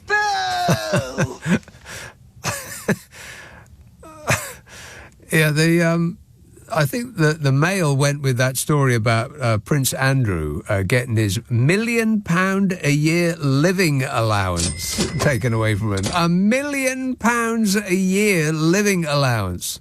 That's socialism, that is. Good grief. I think they led with that story, and then they, in the headline, they went straight to, oh, this is, it's, I don't know, something about Meghan Markle. I just couldn't be bothered anymore. It's just silly now. The newspapers in this country have become silly, by and large. Yes, Daily Telegraph, I am mostly talking about you. This text says, not only did Clarkson chime in about the inheritance issue, but Musk even had a pop on X, formerly known as Twitter. Once again, the richest are moaning that they are losing a tiny amount of their money to go towards the running of the country. If anyone believes the rich are hard done by, I have a unique opportunity to acquire a structure spanning an expanse of running water. Sounds like a bridge to me. Yeah. Moaning that they're losing a tiny amount of their money. But it does seem to be a sickness. I don't know, maybe there's something on money itself that sort of rubs off on you. Maybe it's the ink that they use to print the notes. Somebody should look into that very strongly. I'm going to look at it with great strength.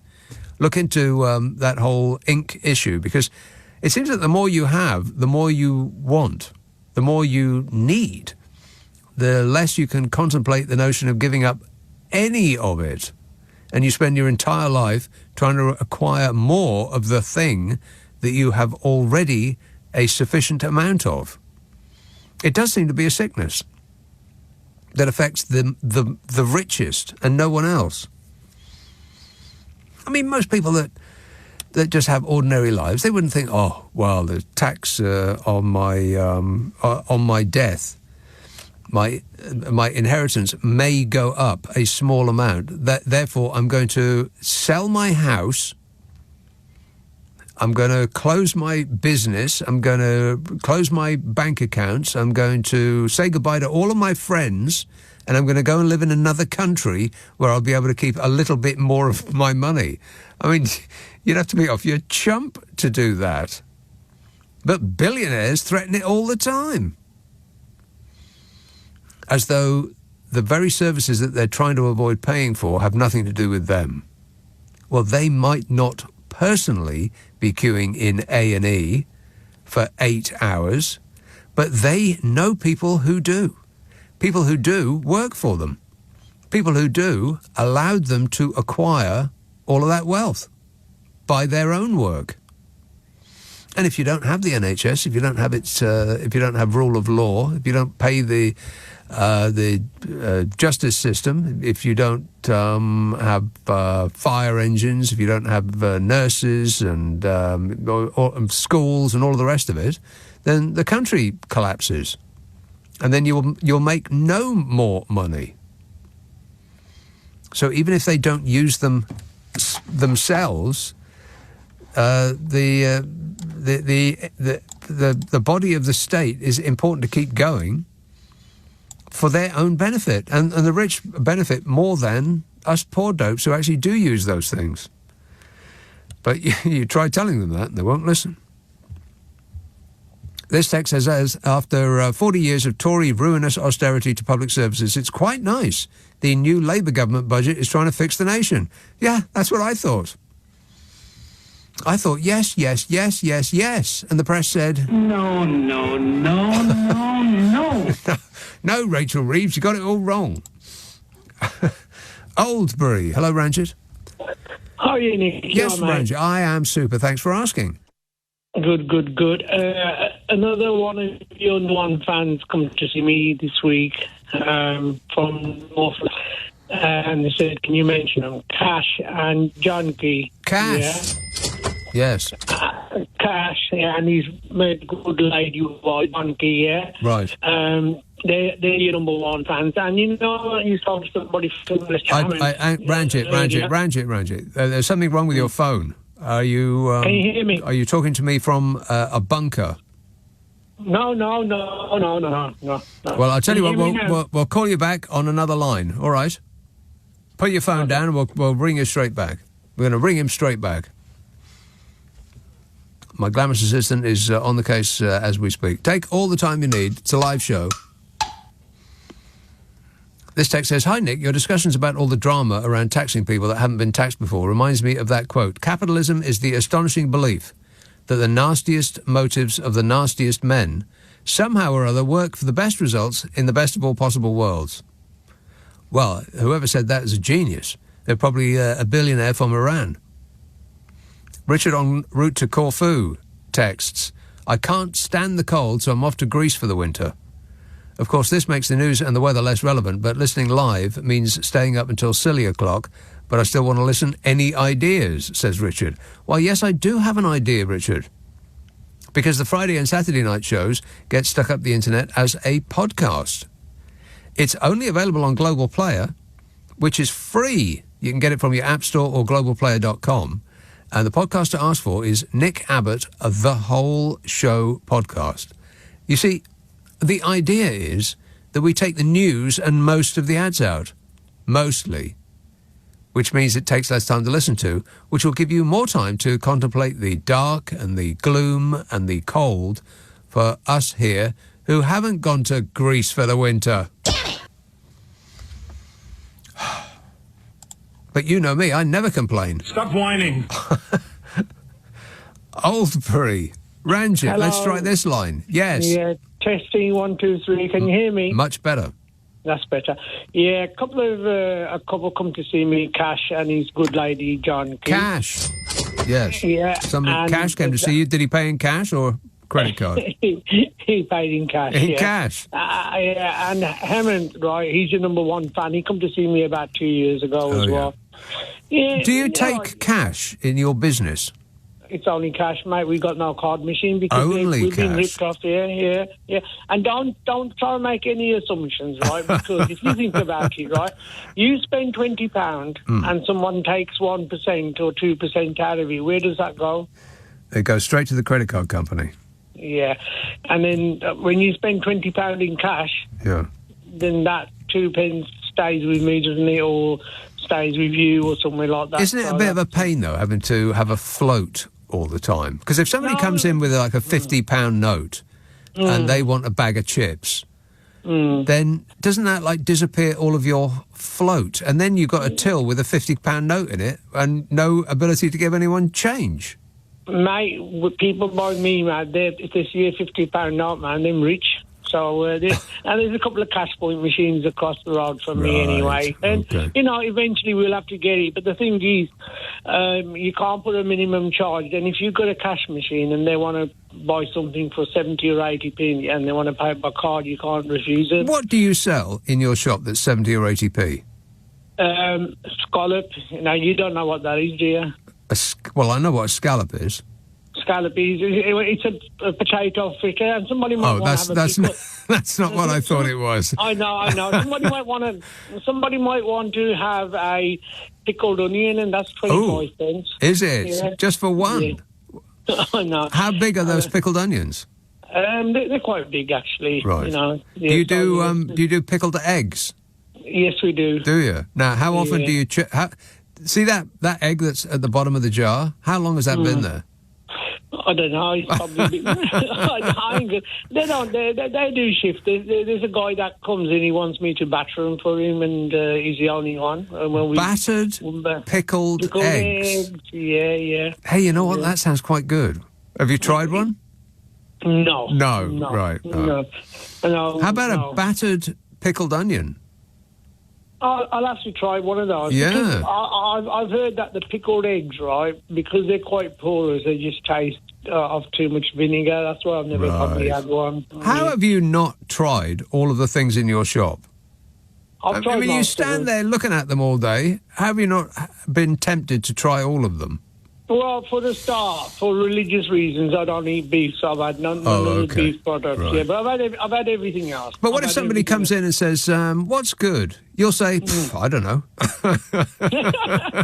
Hey, listen, I could sell ice to the Eskimos, so I'm Right. okay like that, yeah. But I tell them the truth. I say, listen, I've never had the steak and kidney pie or the beef and onion pie, but we sell quite a bit of them and never had any complaints. And if somebody did come in and say, what's good, would you tell them what you've got a lot of that you need to shift, or what is genuinely the best at that moment? No. We you know what it is? All our customers are repeat customers, and they know we're genuine. If you read the reviews right on Google, you'll see what. Occasionally we get a nasty review, but you know, all our customers love us, and we love our customers. And Have you noticed that on those review sites, the only acceptable number of stars to give anybody is 5. If you give anybody less than 5, which by definition means it's unimprovable. There is no 6 stars. Oh, no. It only goes up to 5, and yet everything is. I got a cab on a well-known cab hailing site the other day, and you know, the car was a bit sort of falling apart, but he got me to where I wanted to go alive, and I thought, well, I can't give him 4 stars because that implies that there was something wrong. But 4 stars is better than even, isn't it? It's better than average. So, I mean, if you're reviewing a film, you don't give everything 5 stars. Most things are 3 because that's average. But that's not acceptable when you're reviewing somebody else online. I think if you look at it, right, we've had probably about 500 reviews, and we're on about 4.8. Out of 5, so the average works out. And the ones which have given us bad reviews, I'll give you an example. Somebody was really bigging up one chip shop around by us, and they give everybody else, same person give loads of chip shops a bad review, and they gave me a 1, Wow. And I thanked them for it. I said, thank you for your review. And my kids come back and he says, Dad, why are you always too kind to people that give you a bad review? I said, listen, it makes no difference to me. And my daughter says to me, look, listen, this person, have a look how many different chip shops she's reviewed, and on different sites she was bigging up the one chip shop. So I changed my review. I said, thank you for your review. You know, if you've just opened a chip shop, I wish you good luck. And if you want to know how to run a perfect chip shop, please come and see me. I will advise you. Right. And no word of a lie, 2 days later, I had a phone call from a gentleman. He says, look, I'm so-and-so. I run such and such a fish and chip shop. I'm really sorry, but my wife was supposed to review the butchers, right? He says, I know so-and-so. I said, yes, I know him. I know, yeah, I'm related. He says, I'm really sorry. I'm going to take that review off, right? So, you know, keyboard warriors, I mean, you get people that slate you, don't you? You know what I mean? Whatever. Excuse me? They try to slate you. I mean, you know what I mean? You know, people don't agree with you. They've got but what they are, I mean, I've had a review where someone goes, you know, I've done this anonymously, and I say, well, hang on. Do we face to face? Come and see me. Yeah, I ain't going to get angry with you.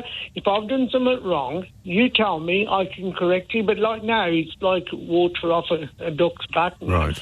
But the main thing I wanted to talk to you about was the budget. Like if they came in and they were slagging, you wouldn't like put their shoes in the chip fryer, like nothing like that. No. We you know, occasionally when another shop changes hands, okay, because 1 or 2 have been changing hands like every year or so. We've been there 18 years, and we're okay.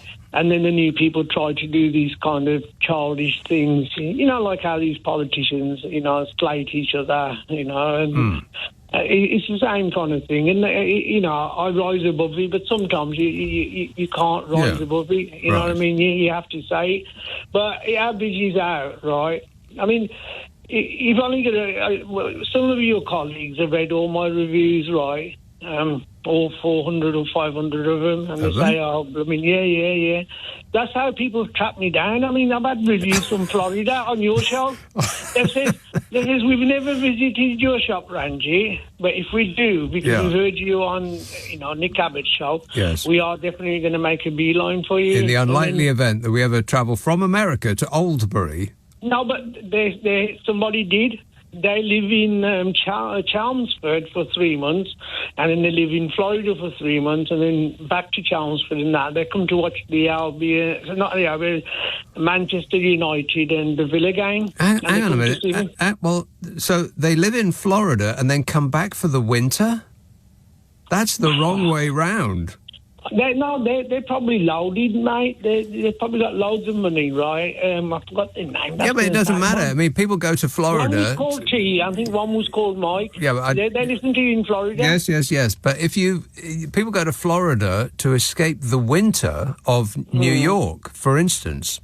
So if I had a place in Florida, I would be there in our winter. I wouldn't come back for our winter to watch football. That's nuts. Yeah, but if you've got that much disposable income, you can carry on probably going a couple of times a back week and or forth. whatever. That's what they do. If it's a good match. It was Aston Villa versus Manchester, I mean, I'd like to think that they come specially to see me, but they actually come to watch the match as well from Chelmsford. But they did make a beeline for us and that, you know what I mean? And then there's loads of people. They love your show. You see what it is? You're the type of person that you want to go out for a beer with. And you're straight talking. Well, I'm not bigging you up. Yeah, right? Only if you're paying, Ranjit. Oh, listen, I forgot my wallet. I'll give you the 1p that's just been taken off the pint, and then you can pay the rest. How does that sound? And the other thing, Mike says when he was a lad, a pint was 10 pence. Yeah. Now, I was 59 last Sunday, right? Okay, it was my birthday last Sunday. 59 years old. Yeah. And when I went for a pint, it was 78 pence for a lager. And then Mike's from Yorkshire, so his prices was probably a little bit. So how old was he when he was a lad, when it was 10 pence? I don't know, it must have been the 1800s. 10 pence. Yeah, you have to ask Mike. And then he was, he says it was 10. I can never remember when a pint was 10 pence. I can probably remember when I went with my dad and it was about 60 pence. He's doing very well. He must be well over 100 years old. Yeah. He's gonna get a card from the king, and he probably send it back and say, "Mate, listen, you can keep with us." I had one of those 30 years ago. Thanks anyway. Yeah, but how much was a pint when you was a lad? I've got no idea. I didn't go into pubs when I were a lad, and I can't remember how much it was when I did. No clue. But I know it wasn't 10 pence. I don't think it's ever been 10 pence. Not since TV was in colour anyway. Ranjit, past the breaks, but I've got to go. But thanks for that. This is LBC with Nick Abbott. Call 0345 6060 973. Text 84850. Alexa, send a comment to LBC. Everything is going extremely well. What gap? 0345 6060 973.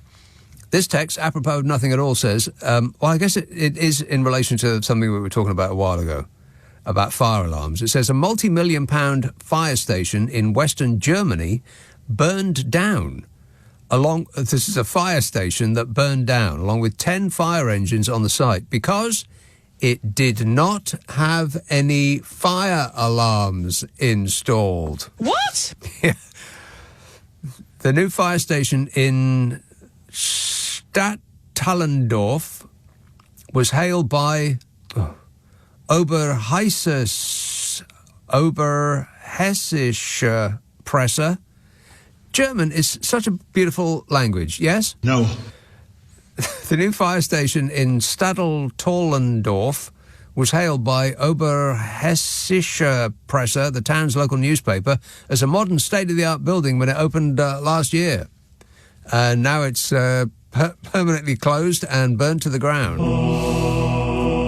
But while it was up, you've never seen such a facility. And there's a picture of this is from the 16th of October. So this is old news, but it is in relation to what we were talking about earlier about fire alarms. Always put a fire alarm in.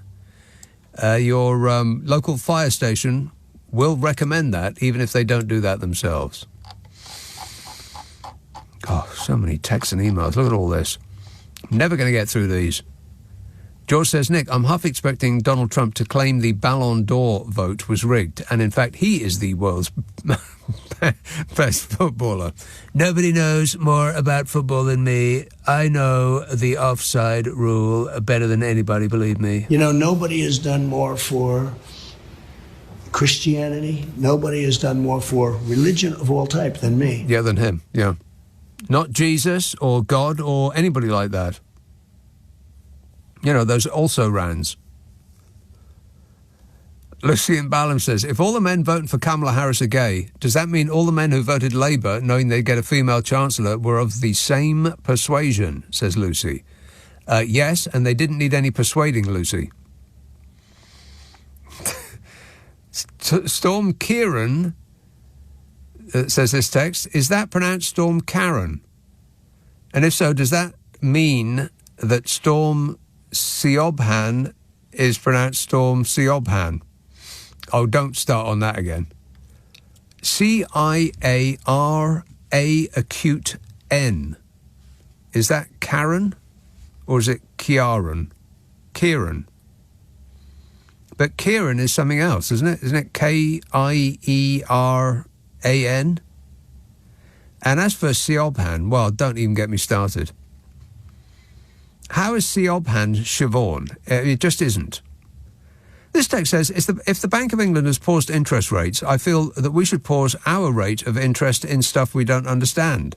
And why are the Tories still talking? Yeah, why? I think they've got some nerve. I mean, they have delighted us enough. There's no doubt about that. But that they still pop up on TV shows, giving it the big I am, as though people are still interested in their opinions. We've had your opinions up to our eyeballs. 14 years of your opinion. And you're still telling us that no, we're getting it all wrong. And that you had the right ideas all the time, despite the fact that the public just fired you. It's amazing, isn't it? It is like an employee who gets fired and then insists on showing up to work to tell them that they're doing it all wrong without them. You don't work here anymore. This text says, why do people keep complaining about 5% tax on second homes? Get a grip. It's been 6% in Scotland for ages, and landlords are not moaning anymore up here. The amount of whining that is going on with people who have been getting away with it essentially for so long, and now they're asking, pretty please with sugar on top, can we have a little bit? Not a lot, not the same amount as everybody else pays, just a little. And you could hear them whining through concrete. It's incredible. Nick says, why can't the elite pay VAT on their private school fees? Eton, Cheltenham, Ladies' College, etc. Common people have to pay VAT on their hot takeaway food. Well, yes, that is true, but I'm not sure it is in any way connected. Is it? No. But yeah, poor people have to pay VAT on their hot takeaway food. So why should the elite get away with paying VAT on their luxury product? Don't make no sense. Other than the rules were made by the rich. Ain't that right, Smug? You're better informed than I am. I don't know anything. He doesn't know anything. I don't know anything. All of that money wasted on his education, and he came out of it like that. But he doesn't know anything, and seems intent to prove that on a daily basis. This says, since when does sending your kids to a private school and not paying VAT is a human right? Sorry, did I miss a day at school somewhere? I know I didn't pay attention, but when did entitlement at the expense of subsidised education become a thing? Well, it became a thing the moment that entitlement was taken away. Then it became a thing. I could talk about that for a while. Maybe I will. There's literally no way of finding out. Hang on, I'm going to cough. That's better. I don't know what it was that I caught all of those months ago, but it's still sticking around. But you know me, I never complain. Whinging and whining and moaning.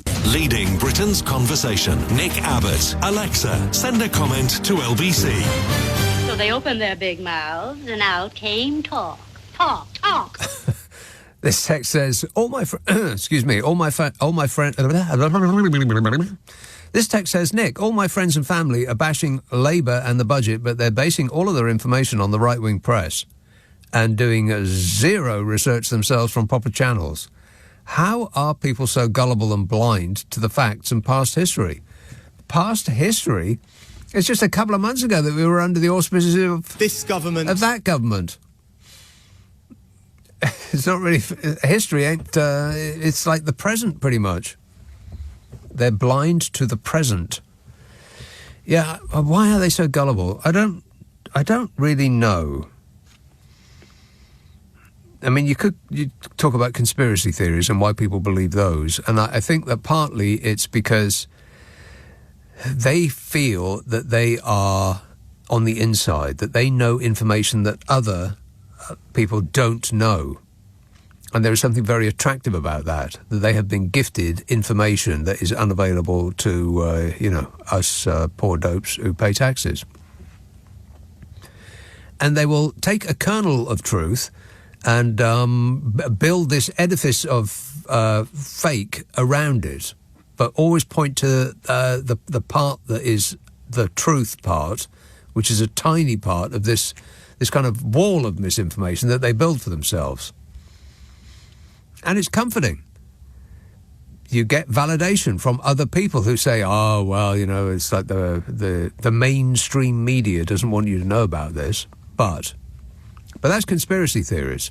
And I think it's kind of, maybe it's different to basing all your information on the right-wing press and doing zero research for yourselves. Well, research sounds like schoolwork. Boring. Nobody wants to do that.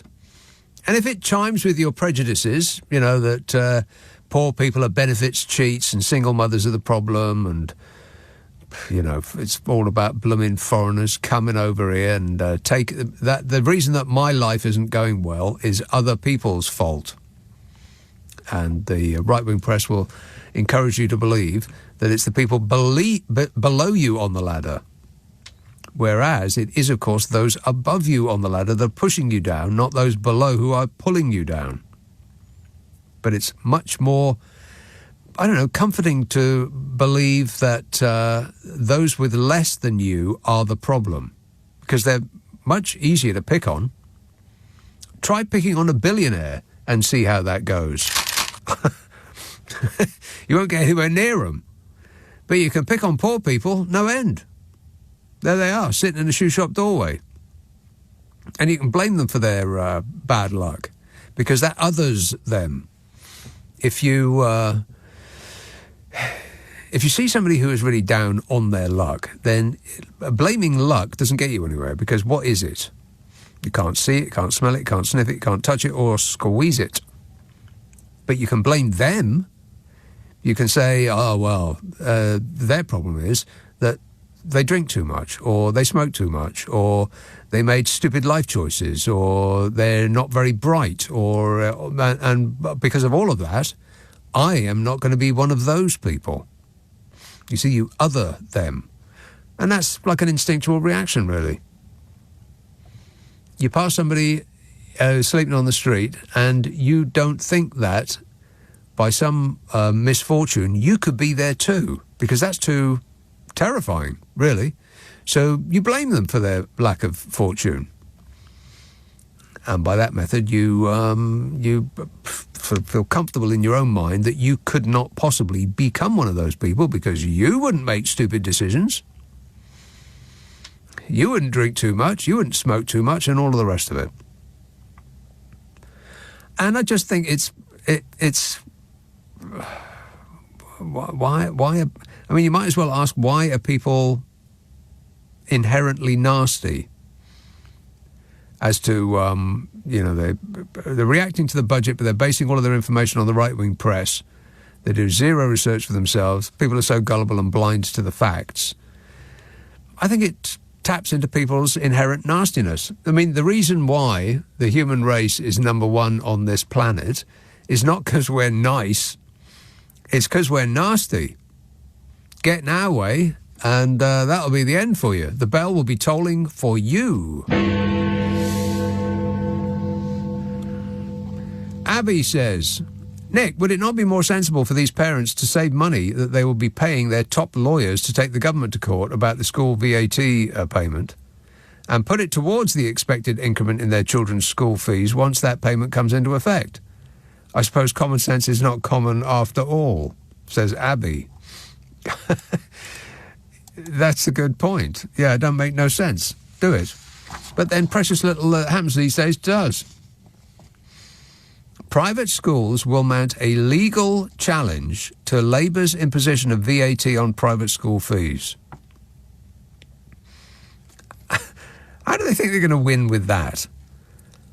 Independent Schools Council, which represents most fee-paying schools in the UK, voted in favour of legal action against the government yesterday. The body, which represents 1,400 private schools, will claim the government's policy is discriminatory, including against children with special education needs and disabilities. It's instructed leading barrister Lord Panic.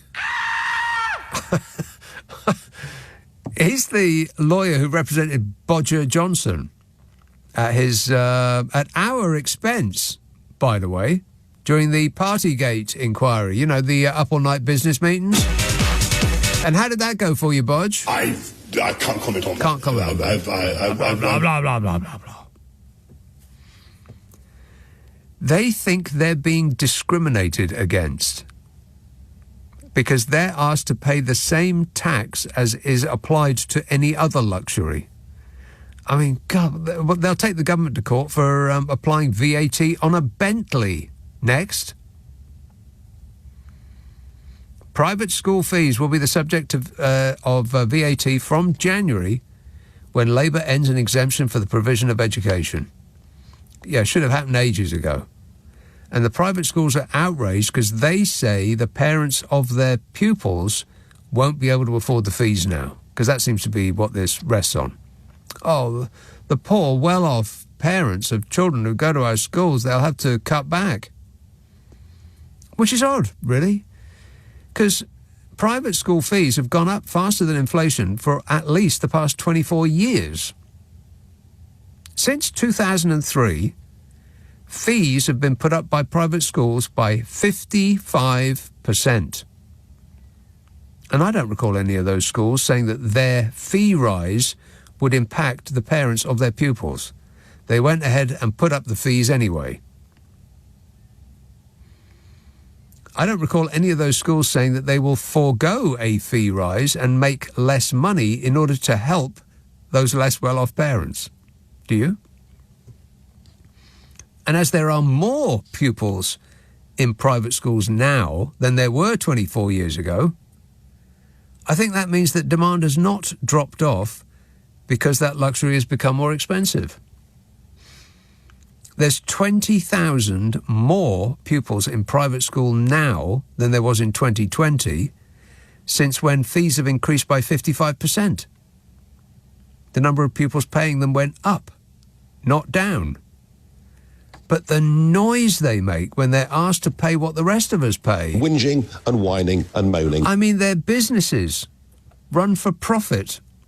The owners and the management are handsomely rewarded, and yet they whine incessantly when asked to pay their share.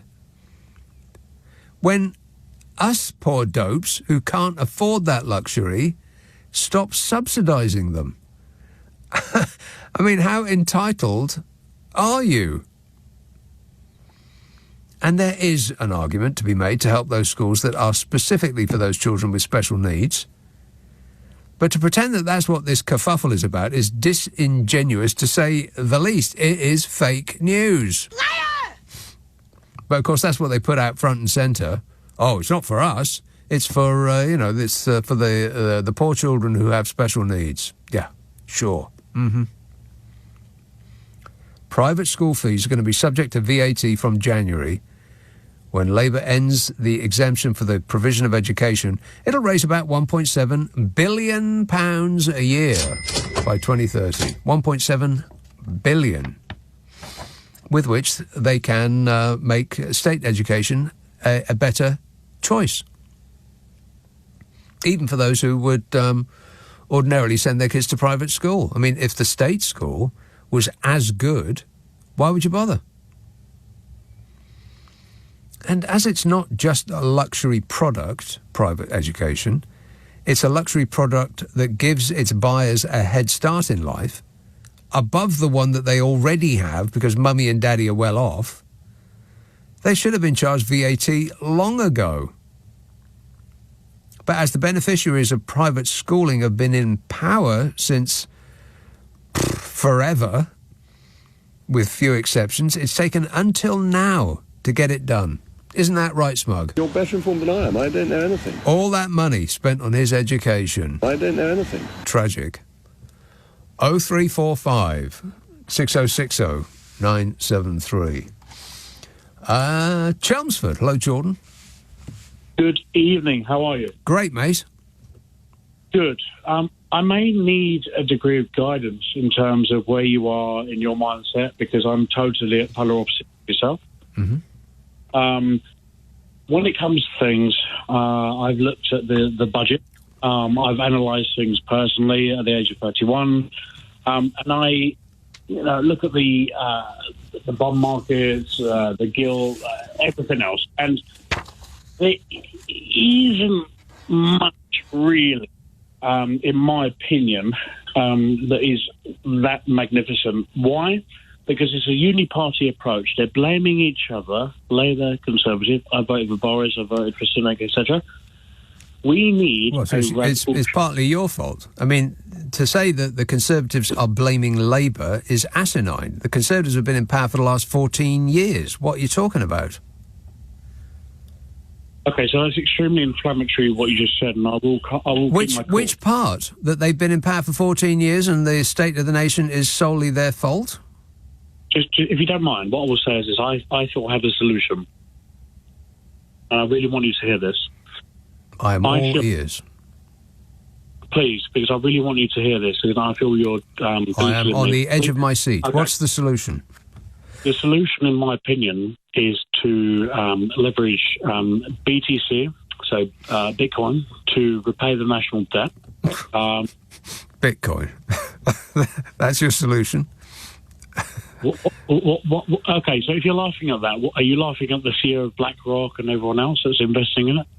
Well, they're not really piling in, though, are they? They're putting a tiny bit of their vast resources at their disposal as a sort of punt, or like walking into a casino and you've got so much money, you might as well just put £1 on number 24 on the roulette table, because if you lose it, so what? And if you win, big time. So do you know what they put down 2 days ago? How many coins they bought? As a percentage of the amount that they are... Do you know how many Bitcoins that BlackRock bought several days ago? Jordan, you don't, do you? No, I've got no idea. I don't follow BlackRock, surprisingly enough. What percentage of the funds that they corral have they put on Bitcoins? So it's 390,000 coins this year. Right, no, but what percentage of the money that they are entrusted with did they put on Bitcoin? I think percentages at this point. Right, so you don't know. So I think that's the important part, because if it was a fraction of 1%, then that doesn't really indicate that they have that much faith in it. It's just a punt. Why do you feel this? I don't have a go, because actually I respect you, and I really don't want you to cut me off. But can I just, honestly, I'm actually really serious about this. Please let me ask you, why do you feel this is a pun? Bitcoin. Yes. How many times has Bitcoin gone up or down by at least 10% over the course of a month?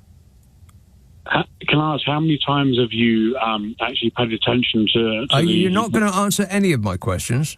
Up or down, it's very, very volatile, yes. Exactly. Right, that's the problem with Bitcoin. It's very volatile. It's not a problem. It most certainly is a problem. Please don't cut me off, because I actually want to say this to you, please, honestly. I am very heavily into my politics. I'm very heavily into what's going on. What does that? What does heavily mean? What does it mean that you are very heavily into your politics? What on earth does that mean? Right, I was at Barack Obama's rally in 2007. I'm actually Republican. I've been across the board. Right? Well, you were at the wrong rally.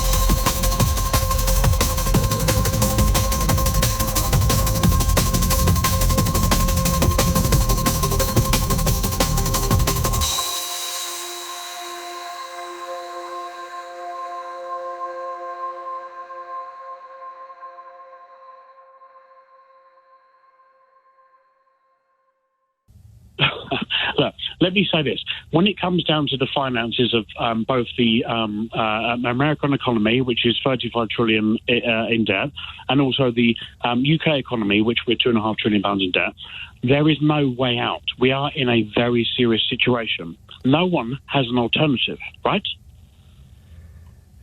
If your alternative is to try to pay off the debt with magic beans, then you're not really a very serious person.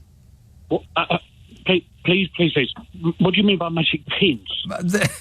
The Bitcoin is magic beans. It's been invented out of nothing by somebody we don't even know who they are. Is behind Bitcoin. Yes. And I don't want to have a row with you, but I'm actually trying to get the point across, which is this is the only way out. Okay, well then we're all screwed, and neither do I believe anything that you've just said. It's not the only way out. The debt goes up, and it also can come down. It can also be wiped out by simply revaluing your currency. I mean, I know that would be a nuclear option, but it doesn't really matter how much you owe as long as you can pay the interest and the amount that you owe is being used for the benefit of the nation. I mean, it's not like running a private household, because you can print money easily. You don't even have to print it. You just magic it on a screen. And as long as you're using the money that has been borrowed in order to improve the lives of the people on whose behalf you've done that, then it doesn't really matter how much you owe. I mean, America owes more money than any other country that has ever existed, and it's doing fine. But thanks for the Bitcoin advertisement break. Wow, that was hard to say. I don't know why. It just was. This is LBC with Nick Abbott. Call 0345 6060 973. Text 84850. Alexa, send a comment to LBC. Come on, we're running late. 0345 6060 973. This text says, why did God send Trump? Did he run out of locusts? Seriously, a real billionaire Christian would give Bibles away and not sell them with his name on. Correct, Amundo. Yeah. You know what those people, who many of whom speak in tongues, you know, those televangelists, send me $100 and I'll pray for you. You know, those people. When they were laying their hands on him and entreating God to make Donald Trump our next president, Donald Trump had his eyes closed and his head bowed. He was thinking, these chumps, are they seriously believing this stuff? He's the least religious, and never mind about I've done more for religion than anybody in history. I mean, come off it. You know, nobody has done more for Christianity. Nobody has done more for religion of all type than me. I mean, you would think that an actual religious person, that would be all that they would need to hear. But no, they just ignore everything he says and does. Because they're not religious, they've joined a cult. It's different. A real billionaire Christian would give Bibles away, not sell them with his name on. That's right. Phil says, the reason your doctors can afford to see you privately at a low price is because they worked in the NHS normally. Still think you don't use the NHS. Are you talking to me?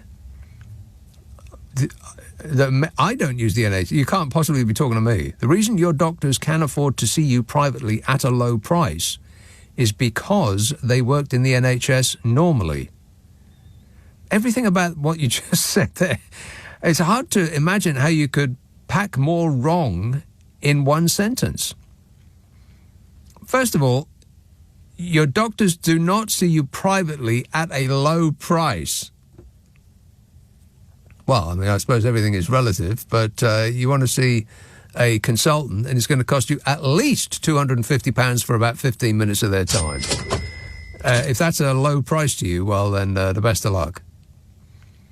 And it has nothing to do with them setting a low price because they worked in the NHS normally. What's that got to do with it? And as for still think you don't use the NHS... No, I don't. But perhaps you're not referring to me when you say you. But if not, then who? This show's not getting any easier to understand, is it? No. This says, evening, Nick. I don't think I can stand the moaning any longer. Well, you're going to have to suck it up for a little while. I think the people will be I assume that you're talking about moaning about the budget. People will continue moaning about the budget until they've got something else to moan about. The snow will knock the budget off the front pages, I suppose, when it comes in, when it sort of goes further south than Edinburgh, for instance. Other than that, can't think. I suppose the result of the American election, that's going to give people pause for thought. Pause from moaning. Yeah, just for a little bit. Rich in Alton says, grown-ups in charge now. Did we have a general election today that I slept through? When I woke up this morning, Starmer was our PM. Has he been replaced, says Rich in Alton, who is doing comedy, a listener with material. Oh, no. Yeah, Keir Starmer is a grown-up. Compared to this guy. Yeah. Wait a minute. And compared to this woman. Absolutely. And I would say compared to this guy. This government. He's a grown-up compared to that guy, in the sense that grown-ups generally know how to use a credit card. And don't ask homeless people if they're in business. That's not what grown-ups do. Children with no experience of the world would say something stupid like that. Or somebody of his age who has no experience of the world would say something like that. I mean, honestly, how does that guy dress himself in the morning? Are you in business? He asked a homeless person in a homeless person's shelter. What an idiot. That guy used to be the leader of this country. We're not missing you already, Rishi, in case you were wondering. Bye-bye. This text says, Jonathan is right. Hope is absolutely dead in this country with Starmer and Khan. I mean, I have to assume that you're joking now, or that you're one of those people on Twitter with 3 followers and a blue tick. You know, the robots. Affirmative. Those people. Or not people at all, actually. Just bots. Titchy Suit Size has his last peek over the dispatch box this week. I believe that as the last Tory Prime Minister left, the Labour DJ played Another One Bites the Dust by Queen. Don't know anything about that. Jason says, was it just me that thought the screaming Mimi was topless when he turned up to sit in that garbage truck with the orange high-vis vest? He seemed to have more deeply oranged his face for the occasion as well. I think maybe his people troweled on a bit too much makeup that day. A little bit too much. And they missed that entire area around your eyes, Donny. I hire the best people with makeup. Nobody knows more about makeup than me.